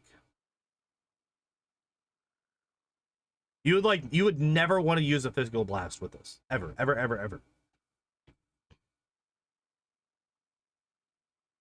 Oh, also, yes, we are boosting dex. Confirmed we are boosting dex again. We could get detonation, which basically makes it fireball. This basically turns into fireball. Except a bit weaker, right? Unless you're doing if you're doing a composite blast, this is basically fireball. If you're doing a simple blast, then this is half damage fireball. But it is fireball.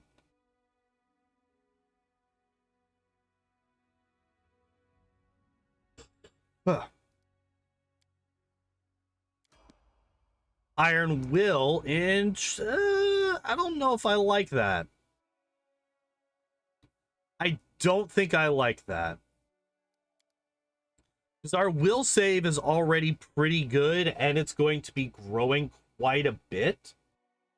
So getting Iron Will on this lady, I'm kind of against.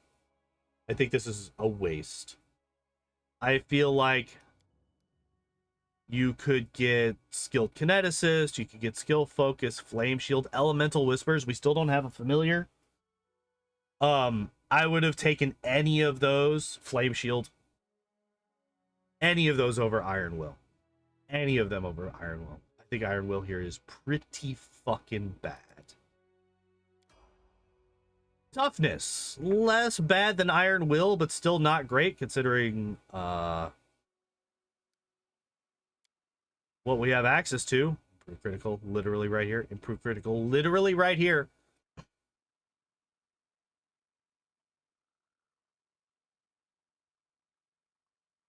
We're also missing Deadly Aim. Another boost in damage. Improved initiative. Like, there's not a whole lot of feats that I would take. That are combat feats, at least. Toughness. No. Bad. No, stop it. No toughness. Not this time. She doesn't even have, like, at least with Kalikke, you had the... You had the excuse that she had kinetic blade and weapon finesse to kind of pretend like she was going to be a melee fighter. You don't even have that in this. There's no kinetic blade, no weapon finesse, no fucking anything to boost your damage or attack in melee. So getting toughness here over things that can increase damage or help in other ways is a waste. It's a fucking waste. Kinetic Restoration, I am, again, not a fan of. We talked about this with Kalikke. I would much prefer a familiar at this point.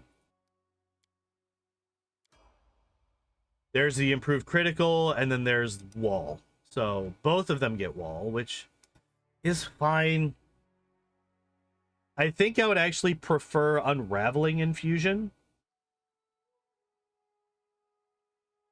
Because unless we're putting a bunch of debuffs on the enemy, I think Deadly Aim doesn't work for her because her blasts are more like spells. Could be wrong, though. But they are still ranged attacks. And Kalikke takes it. So Kalikke's build starts point blank shot, precise shot, deadly aim. Kanerah, point blank shot, precise shot, spell pen, right? So if it works for Kalikke, it would work with Kanerah. Unless there's a difference between energy blasts and physical blasts, where physical blasts take advantage of it and energy blasts don't. But if that's the case, they need to be very specific about that. They need to be incredibly specific about that if you don't include both of them. But then again, that would require Owlcat to be very specific about something, which is not something that they are overly skilled at. So, yeah, there could be a reason. I don't like it, even if there is one. I don't think that there should be.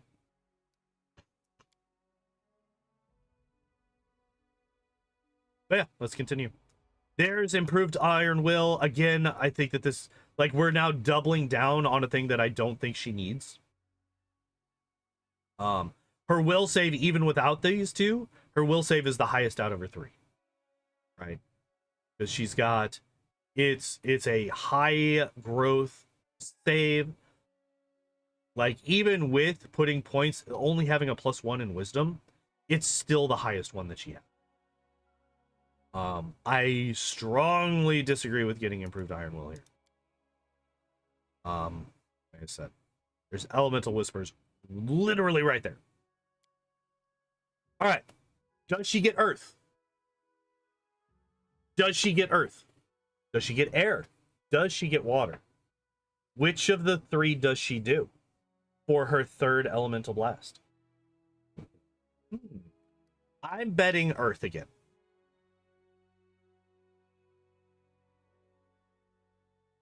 But you need 2-weapon fighting to use dual throwing axes. Do you not? Wait, don't you take the same penalties with dual throwing axes as you would with dual wielding melee weapons?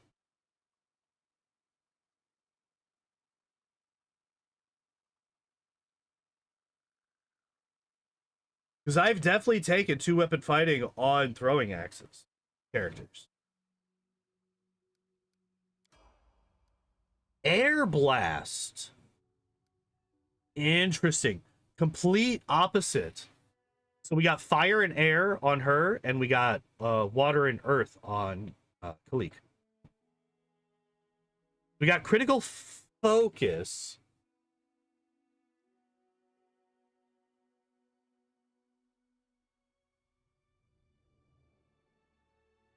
I mean, so we have improved critical. We have access to... We have improved critical. We have access to the thing. The diadem that increases your crit range. So you have increased crit range plus increased crit range. So critical focus, it's going to be a 17 to 20 crit range once you have the diadem equipped and improved critical. So that's actually not bad. It doesn't benefit ranged weapons? That's weird.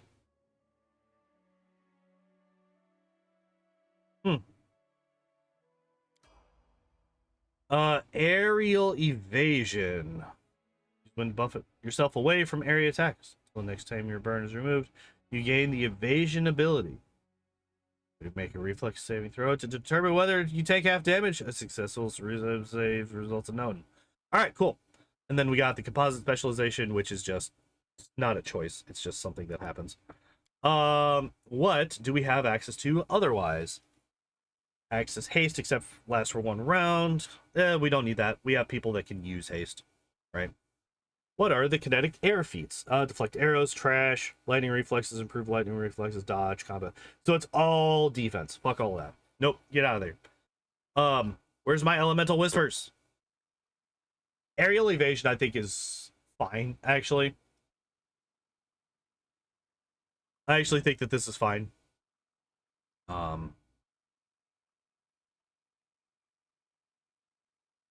Do not take this. Do not take this. Do not take this. Don't do it.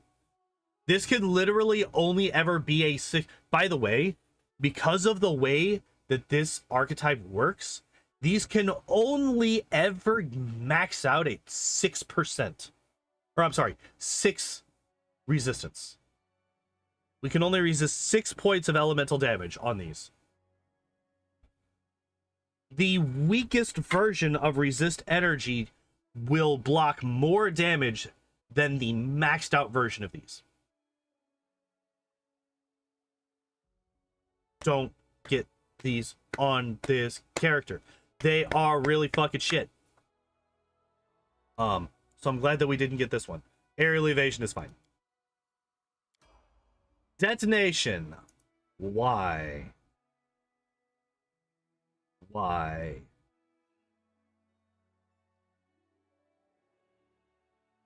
Why is Cloud not allowed?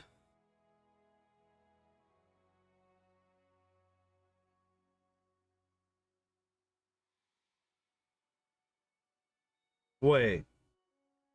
One of the following features: Blizzard Blast, Sandstorm Blast, Steam Blast. Well, we should have Steam, right? We should have something.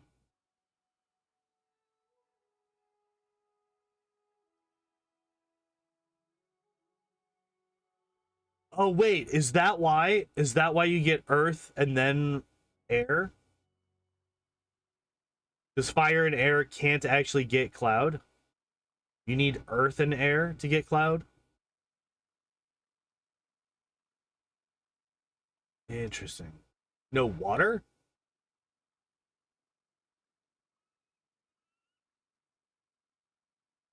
No, Sandstorm.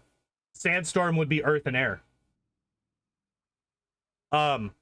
The reason I know that Earth and Air works is because I looked up long time ago. I looked up solo builds for Nyrissa, and one of them was a Kineticist build that started Fire, Earth, Air as its 3 blasts.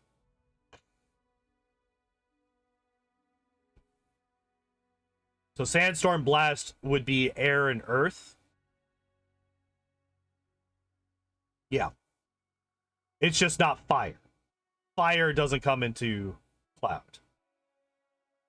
Okay. So this is kind of a really bad combination because Air and Fire just don't really seem to combo too well. Ah, this is what you were talking about before. Somebody mentioned that there was a way to get Blue Flame to bypass spell resistance. You got to take 4 burn to get that shit to work, though. But on the other hand, that's 4 burn that allows you to only have to worry about touch AC. Isn't bad. But it's only for Blue Flame Blast. You can only use it for Blue Flame. Nothing else. What does Magnetic Infusion do? What do you do? Whenever an infused blast deals damage to a foe, attacks made. So you have +4 penalty. The foe takes a -4 penalty. Okay, that's actually not bad. Detonation, we talked about this. It just turns your blast into fireball. Cyclone. All creatures with a 20-foot radius. Oh, centered on you. Fuck that. Nope. Not unless you're solo. You don't want to be dealing with that.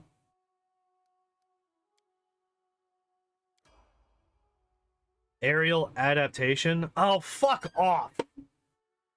Fuck off. Yeah, magnetics seem to be pretty damn good. Like, being able to just give all of your melee characters a +4 to their attacks, that's pretty fucking huge, actually. Especially if you have a very melee-heavy party.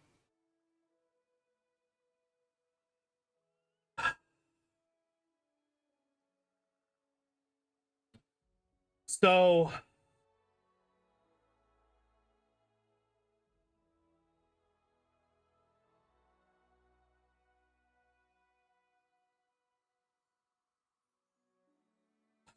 this is stupid. This is frustrating. I hate this. This is an absolute waste. Her build, by the way, her build is way worse than Kalikke's. How late am I? We are almost done. We are almost done. We have 2 more levels to go through, basically. Kalikke's are way better, partially just because she can make better use out of these adaptation infusions. Because she can actually make use of her adaptation talents. Instead of, I resist 6! Yay!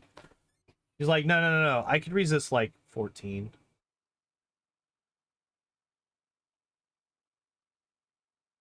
Fucking dumb. Stupid. I wouldn't recommend them even on her, but at least she can make use out of them. This lady, by design, cannot make use out of these. It is maxed at 6 resistance. Did she grab spell pen? She did immediately. Yes, it was feats 5 and 7. She did. So at least she got that. Oh hey, speaking of ignoring spell resistance, that's what she gets. So she got spell pen and greater spell pen, and then she got the thing that allows her to not have to have those. So that's cool. Granted, she got that at fucking level 19, but by the way,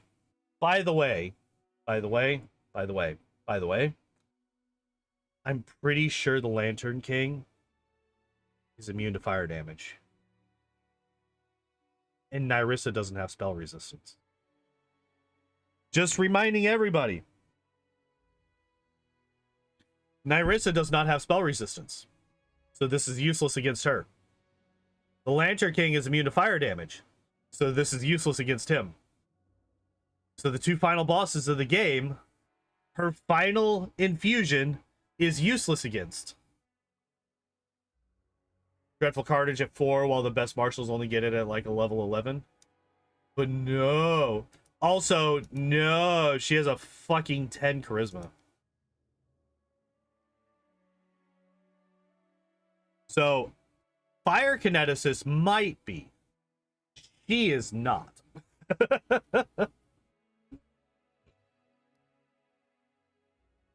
Oh, by the way, she also gets dodge, which is whatever. Still no improved initiative. Does she get elemental whispers? Does she finally get her familiar at level 20? Does she do a thing? Or does she take some other nonsense? Let's find out. Let's find out. Nope, she takes haste. She gets a spell that we've had since level 5, and she takes that instead. Oh man. Oh man, it's so good.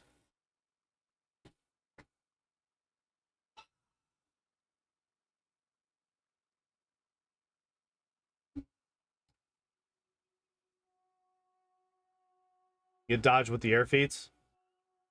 I mean...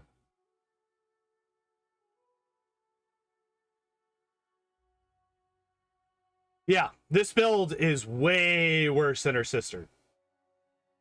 Like 1,000% worse than her sister. Her sister, at least, like, there's some anti-synergy. And not, imagine not picking deadly early with her. Kalikke does. Kalikke has point blank shot, precise shot, deadly aim.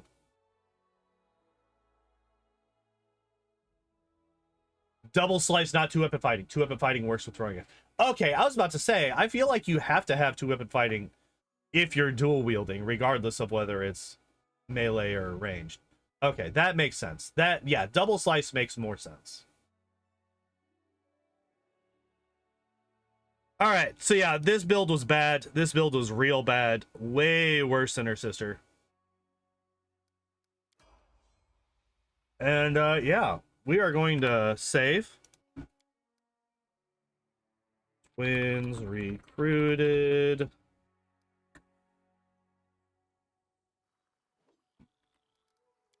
Oh, not exit to desktop. Main menu. I keep accidentally hitting exit to desktop on here.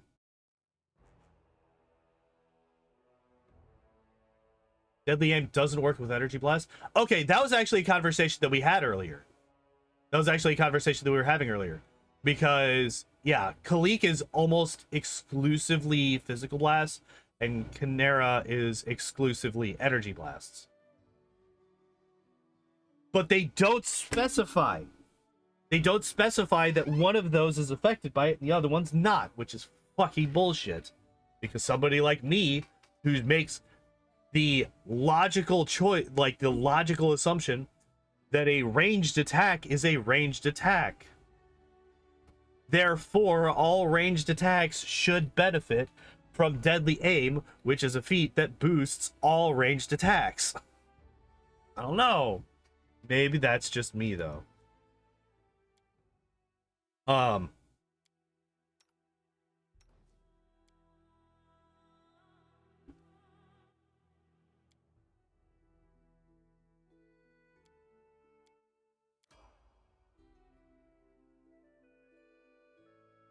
The middle of that 9-paragraph description of the kinetic blast. Fucking garbage.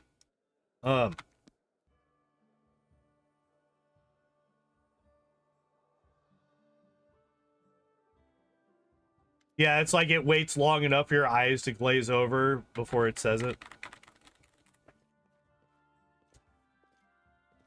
All right. On to what I'm sure is going to be an incredibly boring level up because it's Cleric. Clerics have, like, no choices.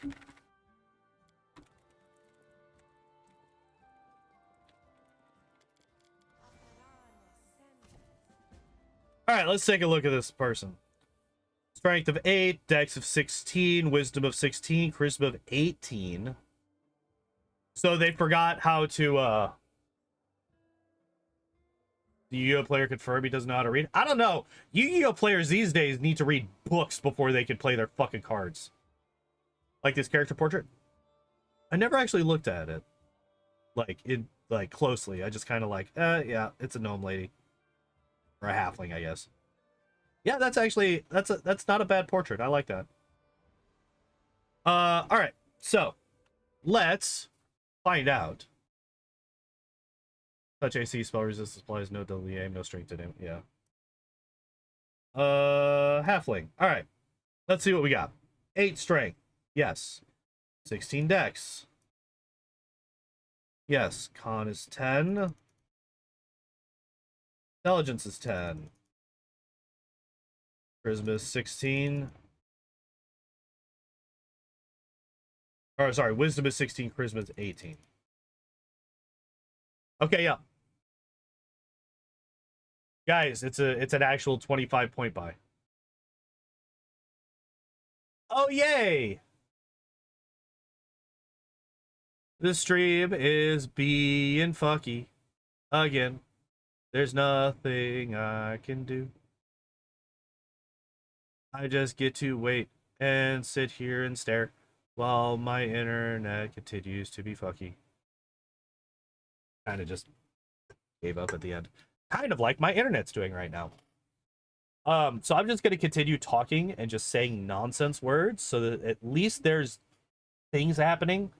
But we're not actually going to pay too much attention to what is on my main monitor because well, actually, no. What I could do here is we can do this. I hate that does that. Go away. Character creation, progression. 100 bajillion experience points. All right, we are now level 20. Why does she have more charisma than wisdom as a cleric? That is a good fucking question.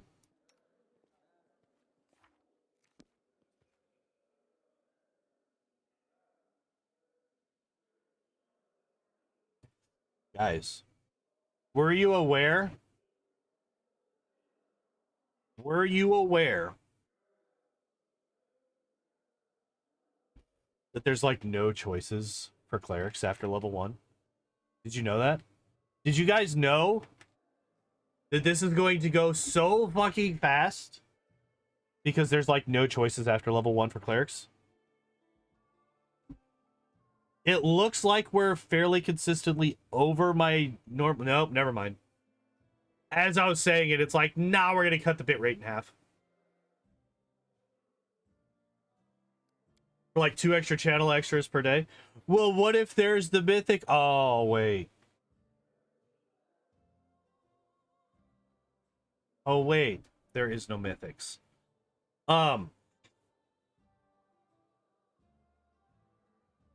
she's our persuasion bot. That's interesting.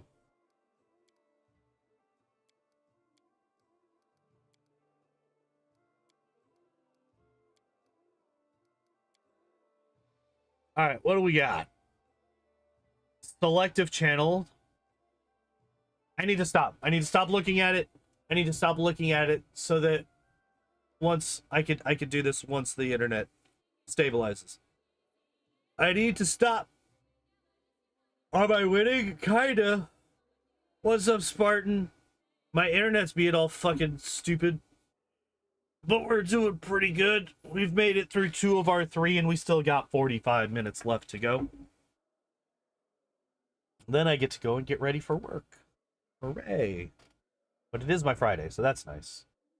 It's always good to be on your Friday. Let's do this. Let's refresh this page. There we go. YouTube is not receiving enough video to maintain smooth streaming. As such, viewers will experience buffering. Yeah, I fucking know. Alright, it looks like we're back. And consistent again. So we can actually talk about the build. Alright, so first off, yes, as was being mentioned, we have a higher charisma than wisdom. We currently do not have enough wisdom to get all 9 levels of spells. Super cool.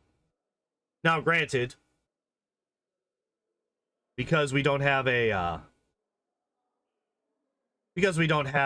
racial bonus to our wisdom, we actually can't. We actually can't have enough for that. Hopefully, the build is smart enough to put points into wisdom. That would be nice. But for right now, we have selective channel, which I think is kind of necessary for a character who is focused on channel positive energy and healing in that manner. I think that's very, very important. We are a Sarin Ray. A fucking another Sarin Ray cleric? Really? We already have one of those. Get out of here with your bullshit. Good and healing domain.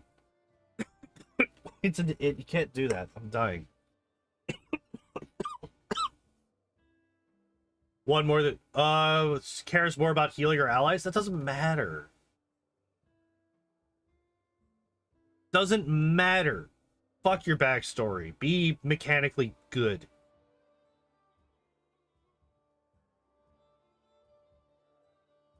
But she's like the worst one, though. Sarin Ray's like the shittest goddess.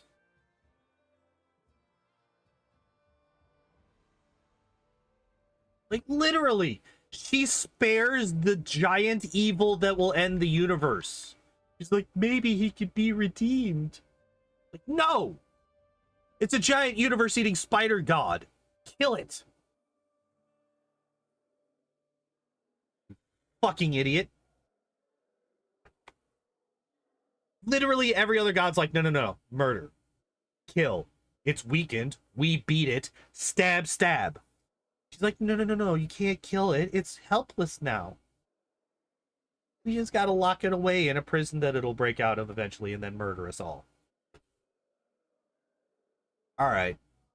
Thank you, Saren Ray. You ensured the end of the universe eventually. You stupid bitch. So yeah, she's the worst. But let's move past that. Good Domain, I think, does very little.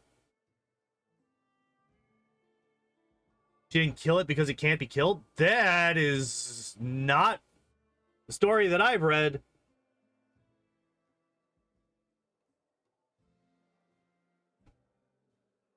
I read that it was defeated and that they were about to kill it.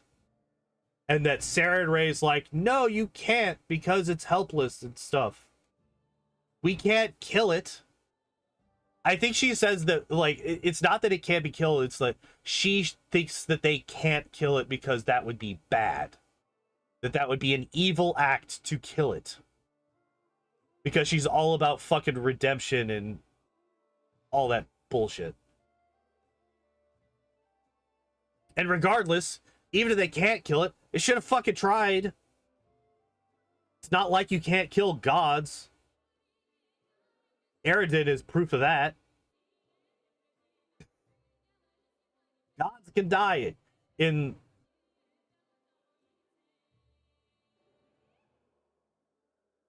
Wait, people dislike Saren Ray because she's in a polycule with the other 3 hot goddesses, so incels in here. I don't even know what a polycule is. What is that word?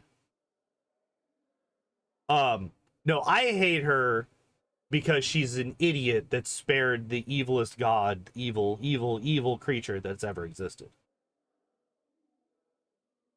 But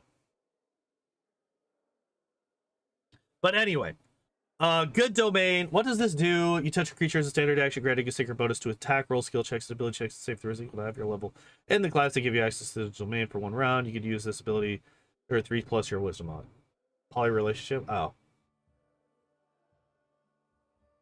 Is that actually a thing, or are you just making that up? Is that actually a thing? I've never, ever heard of that before. This moment. I'm sus. I'm sus of this, I guess I should say. At 8th level, you can give a weapon you touch the holy weapon special's quality for a number of rounds equal to half your level. In the classic, gave you access to this domain. You can use this ability once per day at 8th level. Additional time per day for every 4 levels beyond the 8th. Protection from evil. So good Domain seems to be pretty good. Unfortunately, it does not do a whole lot. Well, Holy Lance is basically useless for most of the final chapter. The final boss is evil. Right. Well, Nyrissa is. Nyrissa is evil, but all of the Wild Hunt Fae, they're all chaotic neutral. So Holy Lance doesn't do shit all against them.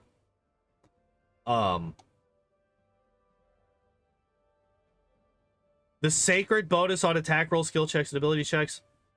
No, prayer is luck, right? Prayer is luck, not sacred. So being able to give people a sacred bonus is actually pretty strong.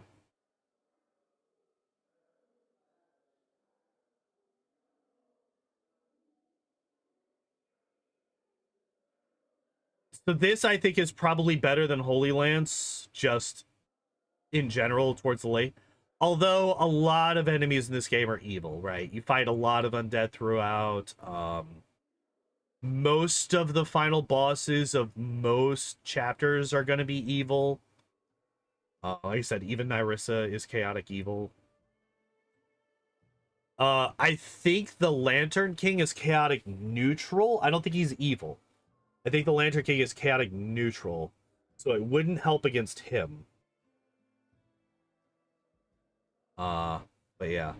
Healing Domain, I like Healing Domain on a healing-based character, simply because it allows you to... Wait, you don't need this, right?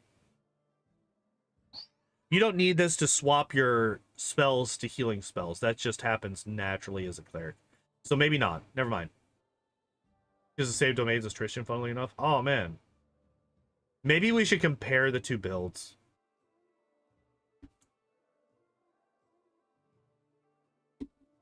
Maybe we could compare the two builds. Because we'll probably get through this pretty quick. After that, 10-minute talk about your cure spells are empowered. Is that the thing? 6th level, all your cure spells are treated as if they are empowered, increasing the amount of damage healed by half. Oh. Not applied to damage dealt to undead with a cure spell. This does not stack with the power spell meta magic feat. Question, does that work? This specifically says all of your cure spells. Does heal or mass heal work with this? My question. I am curious if heal or mass heal work with this. First living creature has a standard action healing you for 1d4 points of damage plus 1 for every 2 levels you possess in the class. Creature that is below 0 hit points. This the rebuke death is kind of trash. Because they don't cast ice. That's fair. That's fair. That's fair.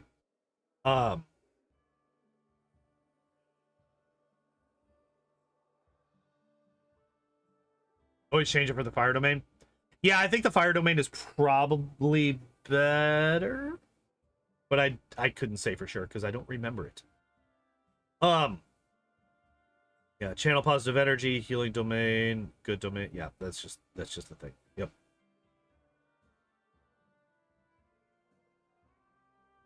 And oh yeah, there's that. And then this is Holy Lance. Okay. Skills, lore, religion, and persuasion. Those both make sense for the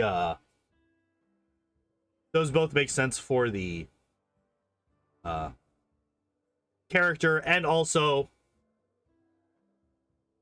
you're gonna like lore religion is one of those that not a whole lot of people are gonna have, and if you have this character in your class, you're not gonna have Tristan or Harem in your party. So having her with lore religion, that's going to be an area that needs to be filled, right? You're gonna need somebody with lore religion. And also because, well, I mean, I guess Lindsay could be your face, right? She could be your persuasion person, but Lindsay's only going to be slightly better than her in persuasion until you start getting more points into charisma. Or if people like having multiple clerics in a party, that's not true. That's not a real thing. Spell focus, why?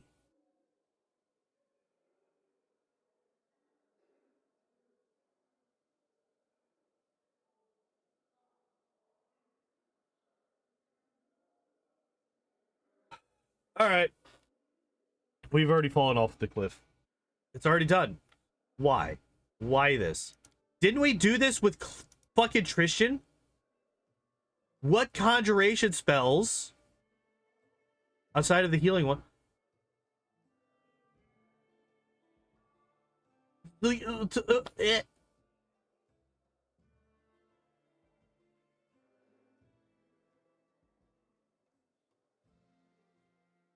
Well, it's just like, guys, this is how we're going to use this character.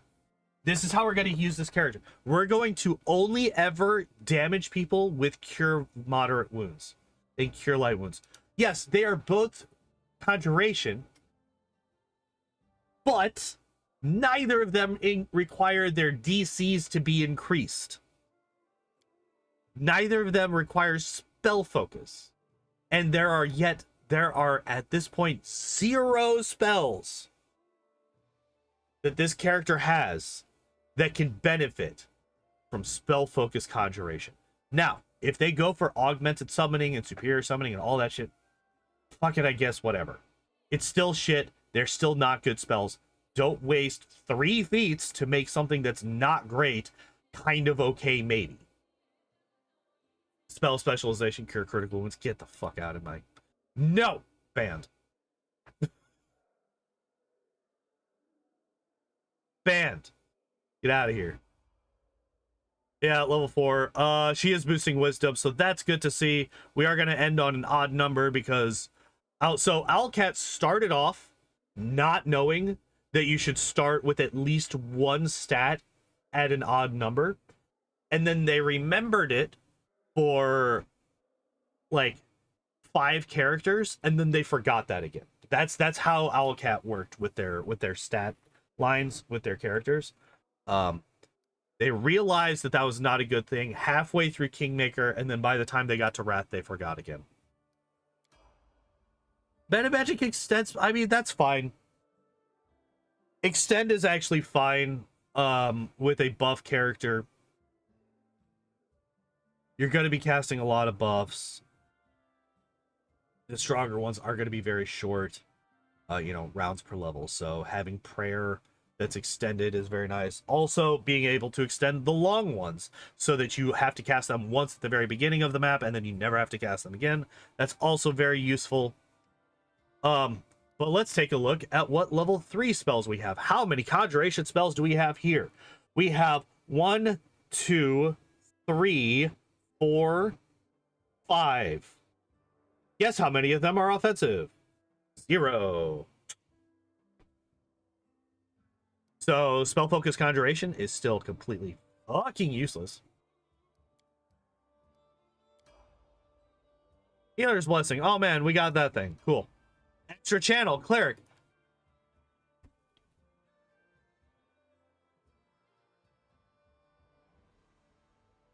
Why?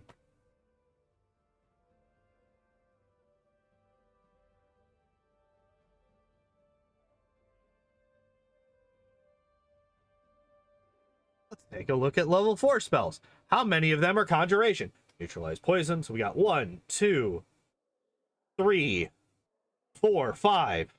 Guess how many of them require a spell DC increase? 0. Yet again.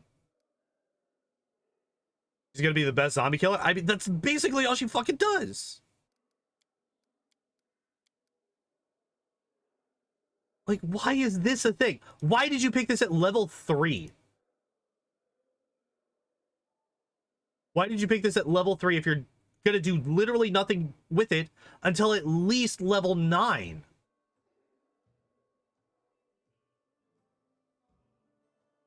Like,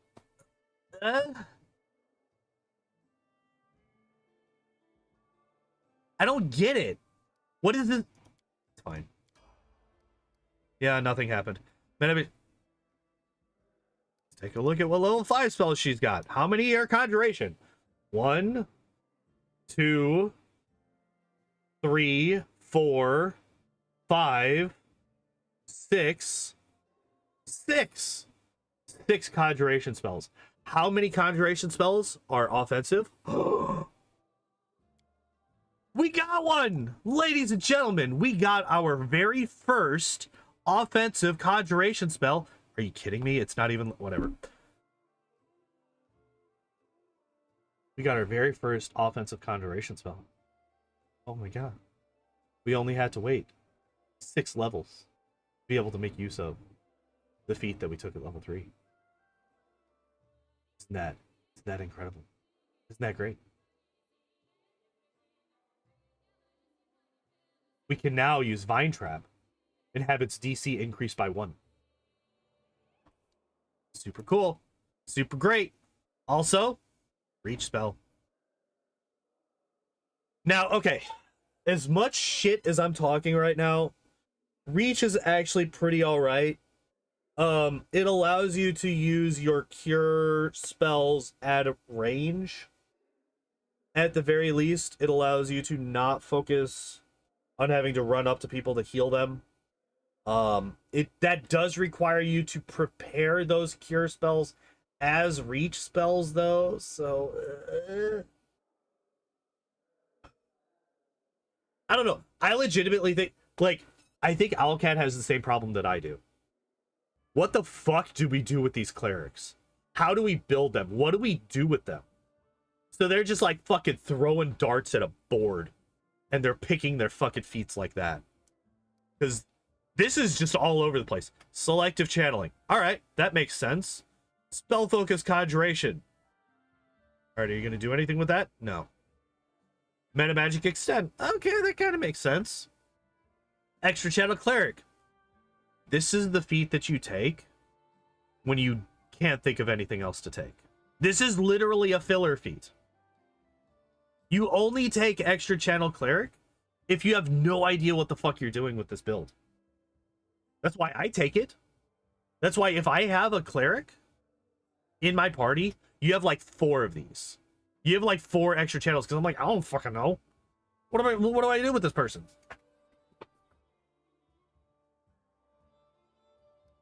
And then you have meta magic reach, which I was like trying to be good faith. I'm like, oh, you could like cure light wounds at range, except you know, you need to prepare that spell as an stupid. Right. Leaving. Oh wait, no, that was level 5. That was level 5 spells. All right, level 11.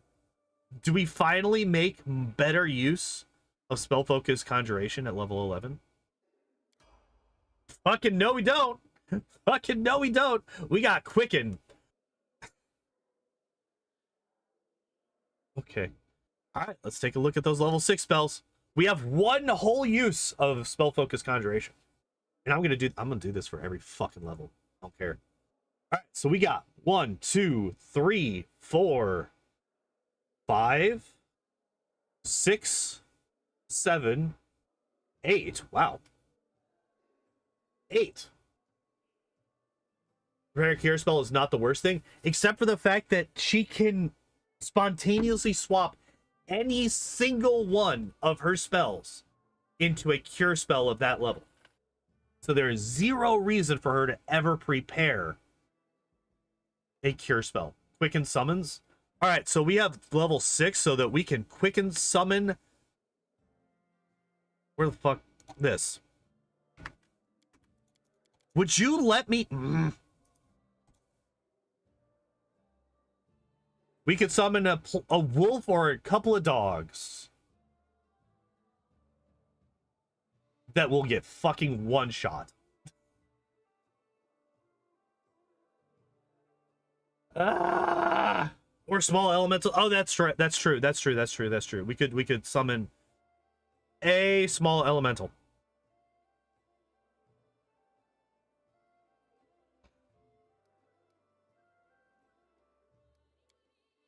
That again gets one shot.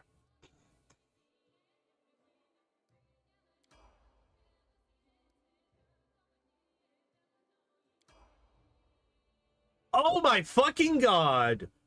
Look at that. 10 levels later, we finally get something that kind of, sort of, maybe makes spell focus conjuration not absolute trash. It's only just kind of trash now.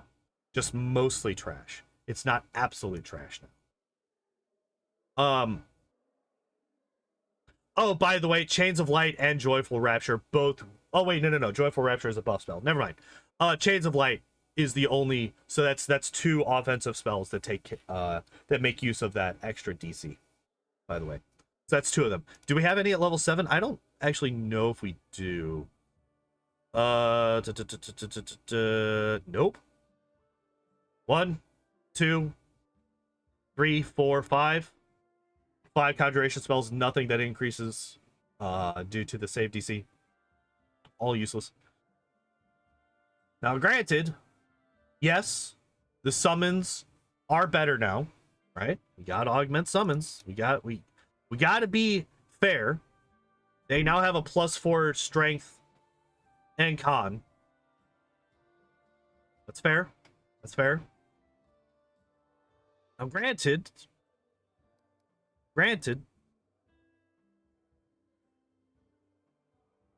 we have access to these spells, by the way. They specialize in strength and con? Maybe. This is like such a hyper fucking specific...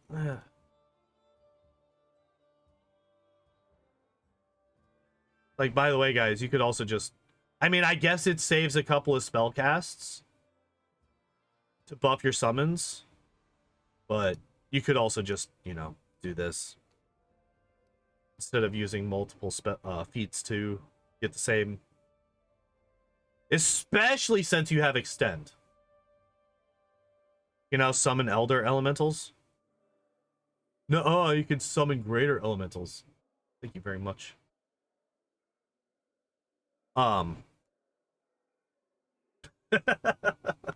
How dare you make a mistake? We don't allow mistakes in this chat, in this stream. I have never made a mistake. I've never misspoken. I've never said anything that was incorrect. And I expect the same from my chat.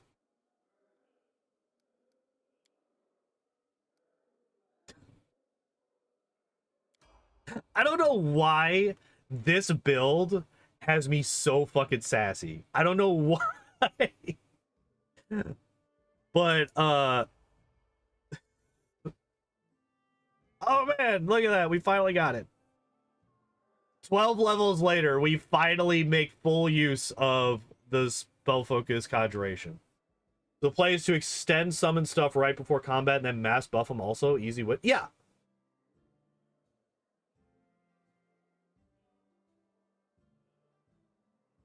Extend quicken summon. Yeah, see, there's the elder elementals, so we got that now. Oh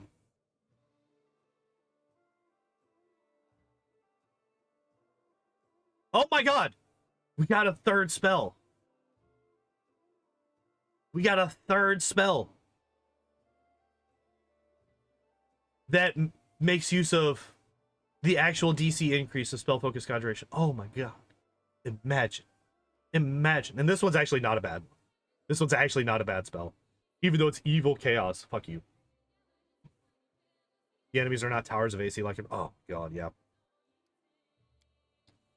Yeah, the AC in Wrath of the Righteous can get absolutely... I fucking will forever reference the 60 AC fucking guy in Threshold on story difficulty. Story difficulty in this motherfucker has 60 AC. That's nonsense. There's greater spell focus conjuration. We got spell focus conjuration and greater spell focus conjuration. That spell, this feat, literally affects 3 spells that we have access to. And only one of them is actually... Well, I don't know. Is Chains of Light actually decent? I actually don't know how good this is. Held immobile, creature is paralyzed and held in place, but may attempt a new saving throw to end. I guess that's pretty alright. The rough thing is the reflex saving throw, because there's a lot of enemies in this game that have, like, insanely good reflex saves.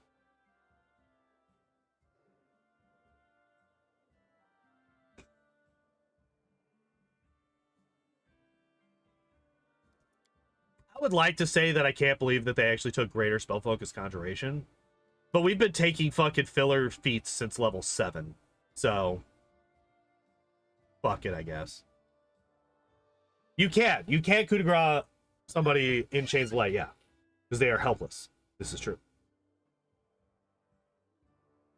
Finally got Mass Heal to go with all them channels, right? Oh, except for the fact that we don't have... Oh, wait, do we? No, we do have enough wisdom. We do have enough wisdom to actually use it. And also, actually, also, because of... Do you not? Oh, no, I'm thinking of Darren. Darren actually gets Mass Heal as a level 8 spell and a level 9 spell. Because of his, Oracle stuff. His Oracle stuff gives him Mass Heal a spell level early. Which is so broken. It's so good. Alright, what do we get at 19? What do we get at 19? What's our... What is everybody's guess? Everybody in chat who wants to. Guess what feat we pick at level 19.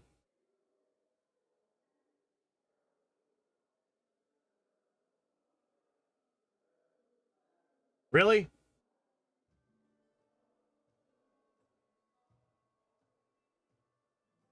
All right, it looks like that was just a quick interrupt. In case I got cut off, I'll say again. What is the feat that we get at level 19? Now, so that everybody can see, we have Selective Channel, Spell Focus Conjuration, Meta Magic Extend, Extra Channel, Meta Magic Reach, Meta Magic Quicken, Augment Summoning, Superior Summoning, and Spell Focus, Greater Spell Focus Conjuration. So we got Toughness. What do you mean Spell Enchantment? You mean Spell Specialization?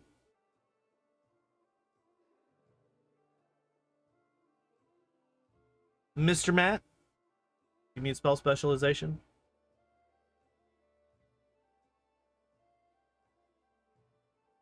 I don't think Spell Enchantment is an actual thing.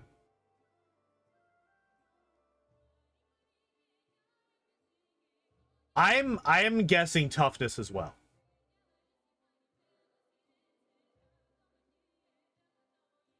I am guessing Toughness. Spell Focus? Another Spell Focus. All right.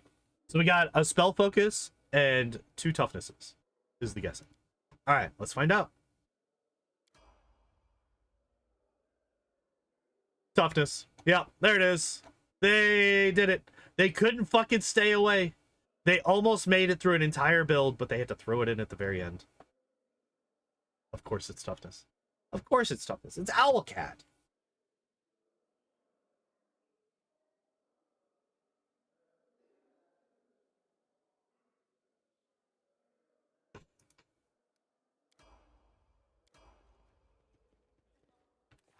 Jesus Christ. This build, you might as well have done Selective Channel, Extra Channel, Extra Channel, Extra Channel, Extra Channel, Extra Channel, Extra Channel, Extra Channel, Extra Channel, Extra Channel. Like, fucking hell. Now, I am hyper biased against summoning. I will admit that. I will freely admit my hyper bias versus summoning. I do not like it. I think it's really bad.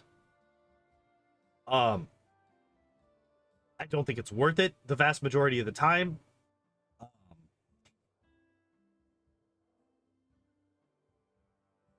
But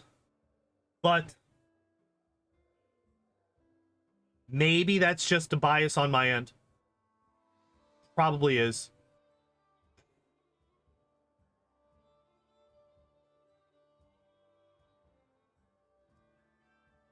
But holy fuck, is this build bad?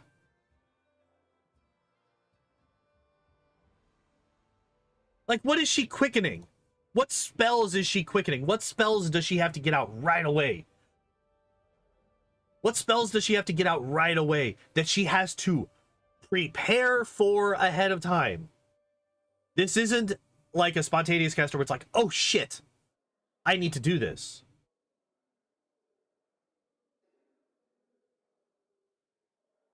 This is something that you look at ahead of time. Like, I don't know, maybe you have one quicken magic for resurrection or raise dead, and that uses up one of your 4 level 9 spell slots. I don't know. Better use them in real time in turn based. Oh yeah, in turn based it's an absolute nightmare.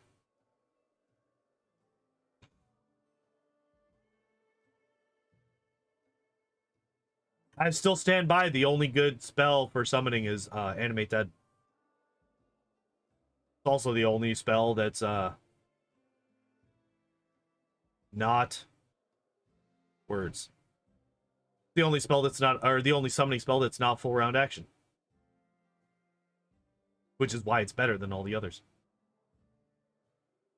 Alright, so we had one pretty good build today. Kalikke's build was actually pretty decent. Was not a fan of Kanerah's. This one brought out a side of sass of mine that I didn't even know existed. But Jesus Christ.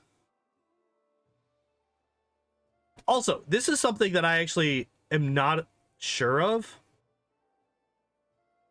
What is the 3 circles? What are the circles above the spells? What do those mean? Does anybody know? Because it's obviously an aspect of the UI that's supposed to give us some kind of information. But I've literally never been able to figure out what it means.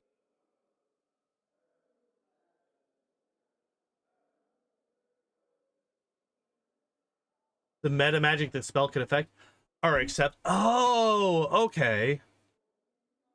Then why the fuck are there level 9 spells that have them? Wait, why do level 9 spells have them? None of these should be able to accept any of them. And none of these should have a 3. Because it puts it over a level that I can cast. Like if I put in protection from spells, does it actually let me put in quicken? No.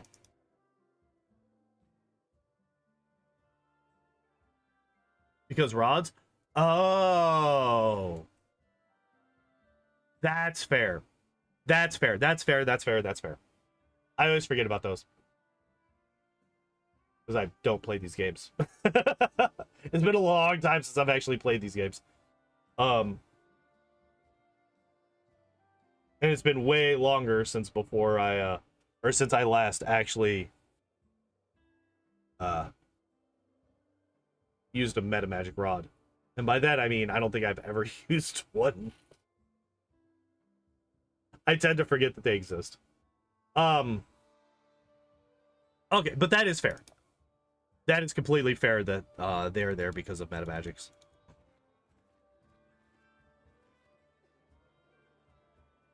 No. No, no, no, no. You do not have a melee build with these stats. You do not have a melee starting equipment with a minus to strength. Get out of here. Nope, we're done.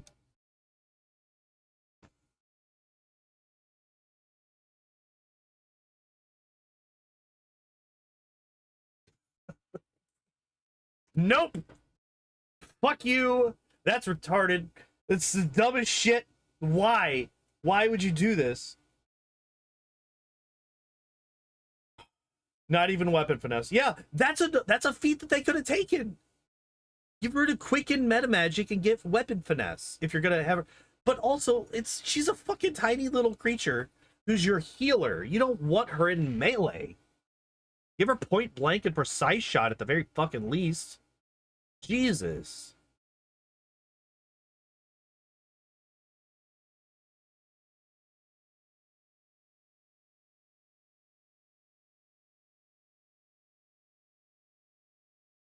Because of her dex, I thought they would. Nope. I thought they would give her a crossbow like they do with every other cleric. Well, oh, it's because she's a Sarenrae cleric, so Sarenrae clerics always got to use the scimitar.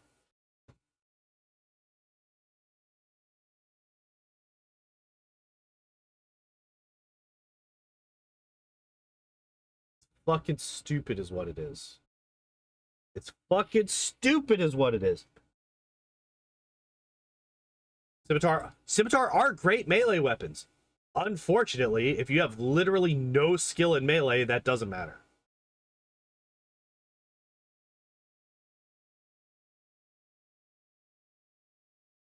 The weapon is only as effective as the person using it. Some weapons can, you know, nudge their user towards that good point. But if you have a fucking negative strength mod and you have no way to use your dex in your combat, then no. Fuck off. Get out of here.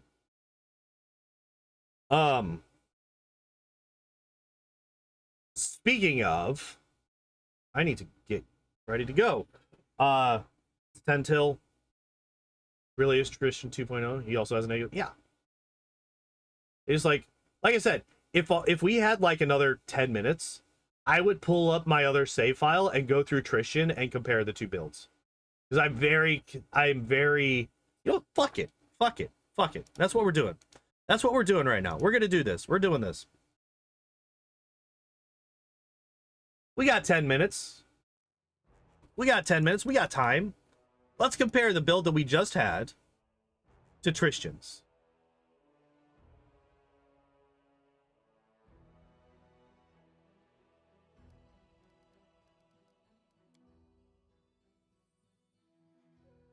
We're doing it.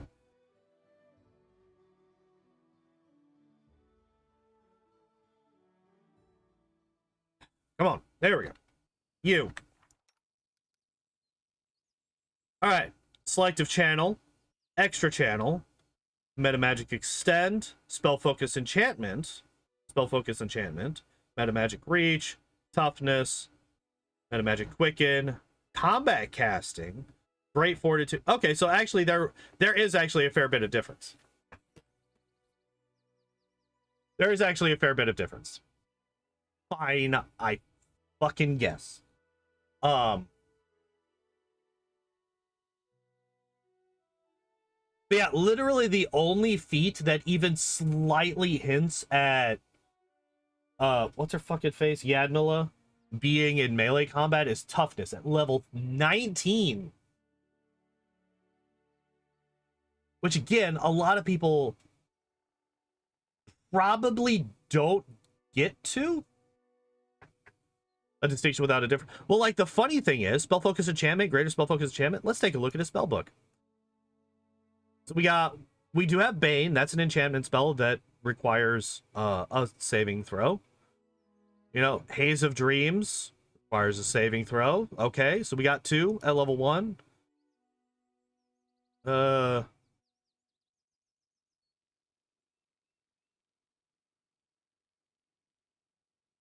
None at level 2. That's good.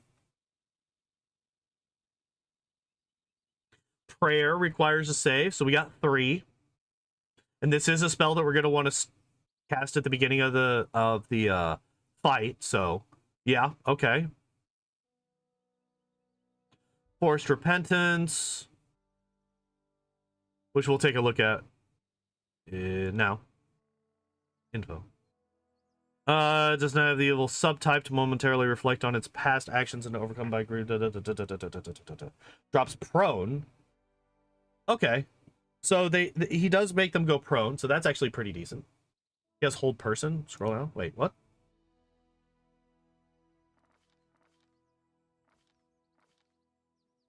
Oh, what the fuck? Okay, fine. Fine. So actually, enchantment does have quite a bit more, yeah, I got you. Enchantment by its nature is going to have more offensive spells, so more uses for the spell focus and greater spell focus than spell focus conjuration does. But he still has... Does he still have... No, he doesn't actually have the summoning spells.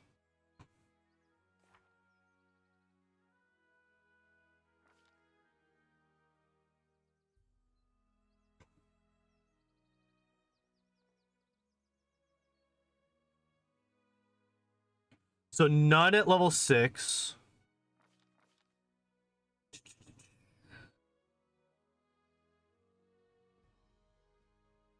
Level 7, we got Waves of Seaman.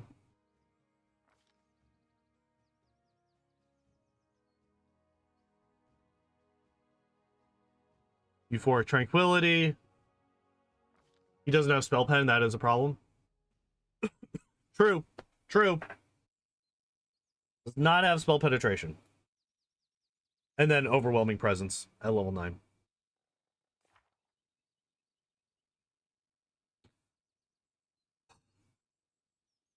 Yeah, it's like, okay, you're focusing super hard on spell focus enchantment here. And then you go reach. I guess you could go with reach there. Toughness, I feel like that's less necessary. Quicken, I really hate. Combat casting, great fortitude, and improved initiative. Improved initiative would actually be really nice for a save or suck caster. Especially a level 19 who has fucking overwhelming presence. But like, if you get rid of combat casting and great fortitude here, you know, you can move around toughness and a couple of the others, and bring spell pen like up to level 11 or so at the latest. Like, he actually wouldn't be a terrible save or suck caster. He's got a pretty decent wisdom score. So his DCs, his save DCs would already be pretty damn good. And then we could, you know, increase it with hats, right? That boost our wisdom. But yeah. Alright, yeah, quite a bit different actually. I thought they were gonna be I thought I remembered him also being a summon bot. But maybe that was Lindsay? Maybe Lindsay was the summon bot? Can't remember. It doesn't really matter that much. But yeah, all right. Next week, Tuesday, we start Nightmare Run number 2 of 3. Should be an evocation caster because of his angel powers. That would be nice. Unfortunately, a lot of his damaging evocation spells are domain spells, so he only gets 1 cast per day. Once you get later on, you start getting like Hellfire Ray and Flame Strike and stuff like that. But like early on, like basically all you have is Scorching Ray. And yeah, you only get 1 cast of that per day. But yeah, Tuesday we start our next Nightmare Run in Pokemon. It's gonna be Abra. We're gonna be doing Abra every Tuesday until we beat it. Abra, unlike Weedle, will have a turning point where he becomes very, very strong. And that is once he gains access to TMs in general. Well, not very, very strong, but a hell of a lot stronger than Weedle. Tell you that much. And that's when he gains access to TMs. Until then, we only have struggle to deal damage. So that's gonna be real fun to get past Brock. Wednesday, we're going to be doing Onyx, another run that I expect to be problematic. I expect Onyx to be pretty rough, and I would not be surprised if that spills over to Friday. If it does, that's fine. If it doesn't, we will do a random Pokemon on Friday. Also, apparently we got another sub on the YouTube side. Thank you, whoever did that. We are only 10 subs away on the YouTube channel. If you're not subbed and you enjoy the Kingmaker content, especially if you enjoy the Kingmaker content, got a sub goal where if I get up to 300, which we're only 10 away from, we'll be routing out an unfair Kingmaker speedrun. Just gonna take over Fridays. So yeah, you're not subbed on the YouTube side. Go on, do it, do it. And yeah, we'll start working on that unfair speedrun. So yeah, and then next Saturday we will be doing Knock Knock. We are done with main characters. Knock Knock is the only normal character left in the game to pick up. And then we have the 4 mercs that you can recruit in the House at the Edge of Time. And you have all the Varnhold people. Oh, yeah, you also have Tartuk. So we'll be doing Knock Knock and Tartuk tomorrow. Not tomorrow, sorry. Next Saturday. Knock Knock, Tartuk, and one of the 4 mercs. And then we will do the other 3 mercs the week after. And then we will start on Varnhold peoples. Yeah, that's the plan. That's the plan moving forward for a while. And yeah, thank you everybody for hanging out and watching. I appreciate y'all as always. And as always, I hope you all enjoyed the stream. I hope you all have a good evening. And I hope to see you next time. Bye-bye. Also, Onyx is bad. He just has a really high defense. Bye.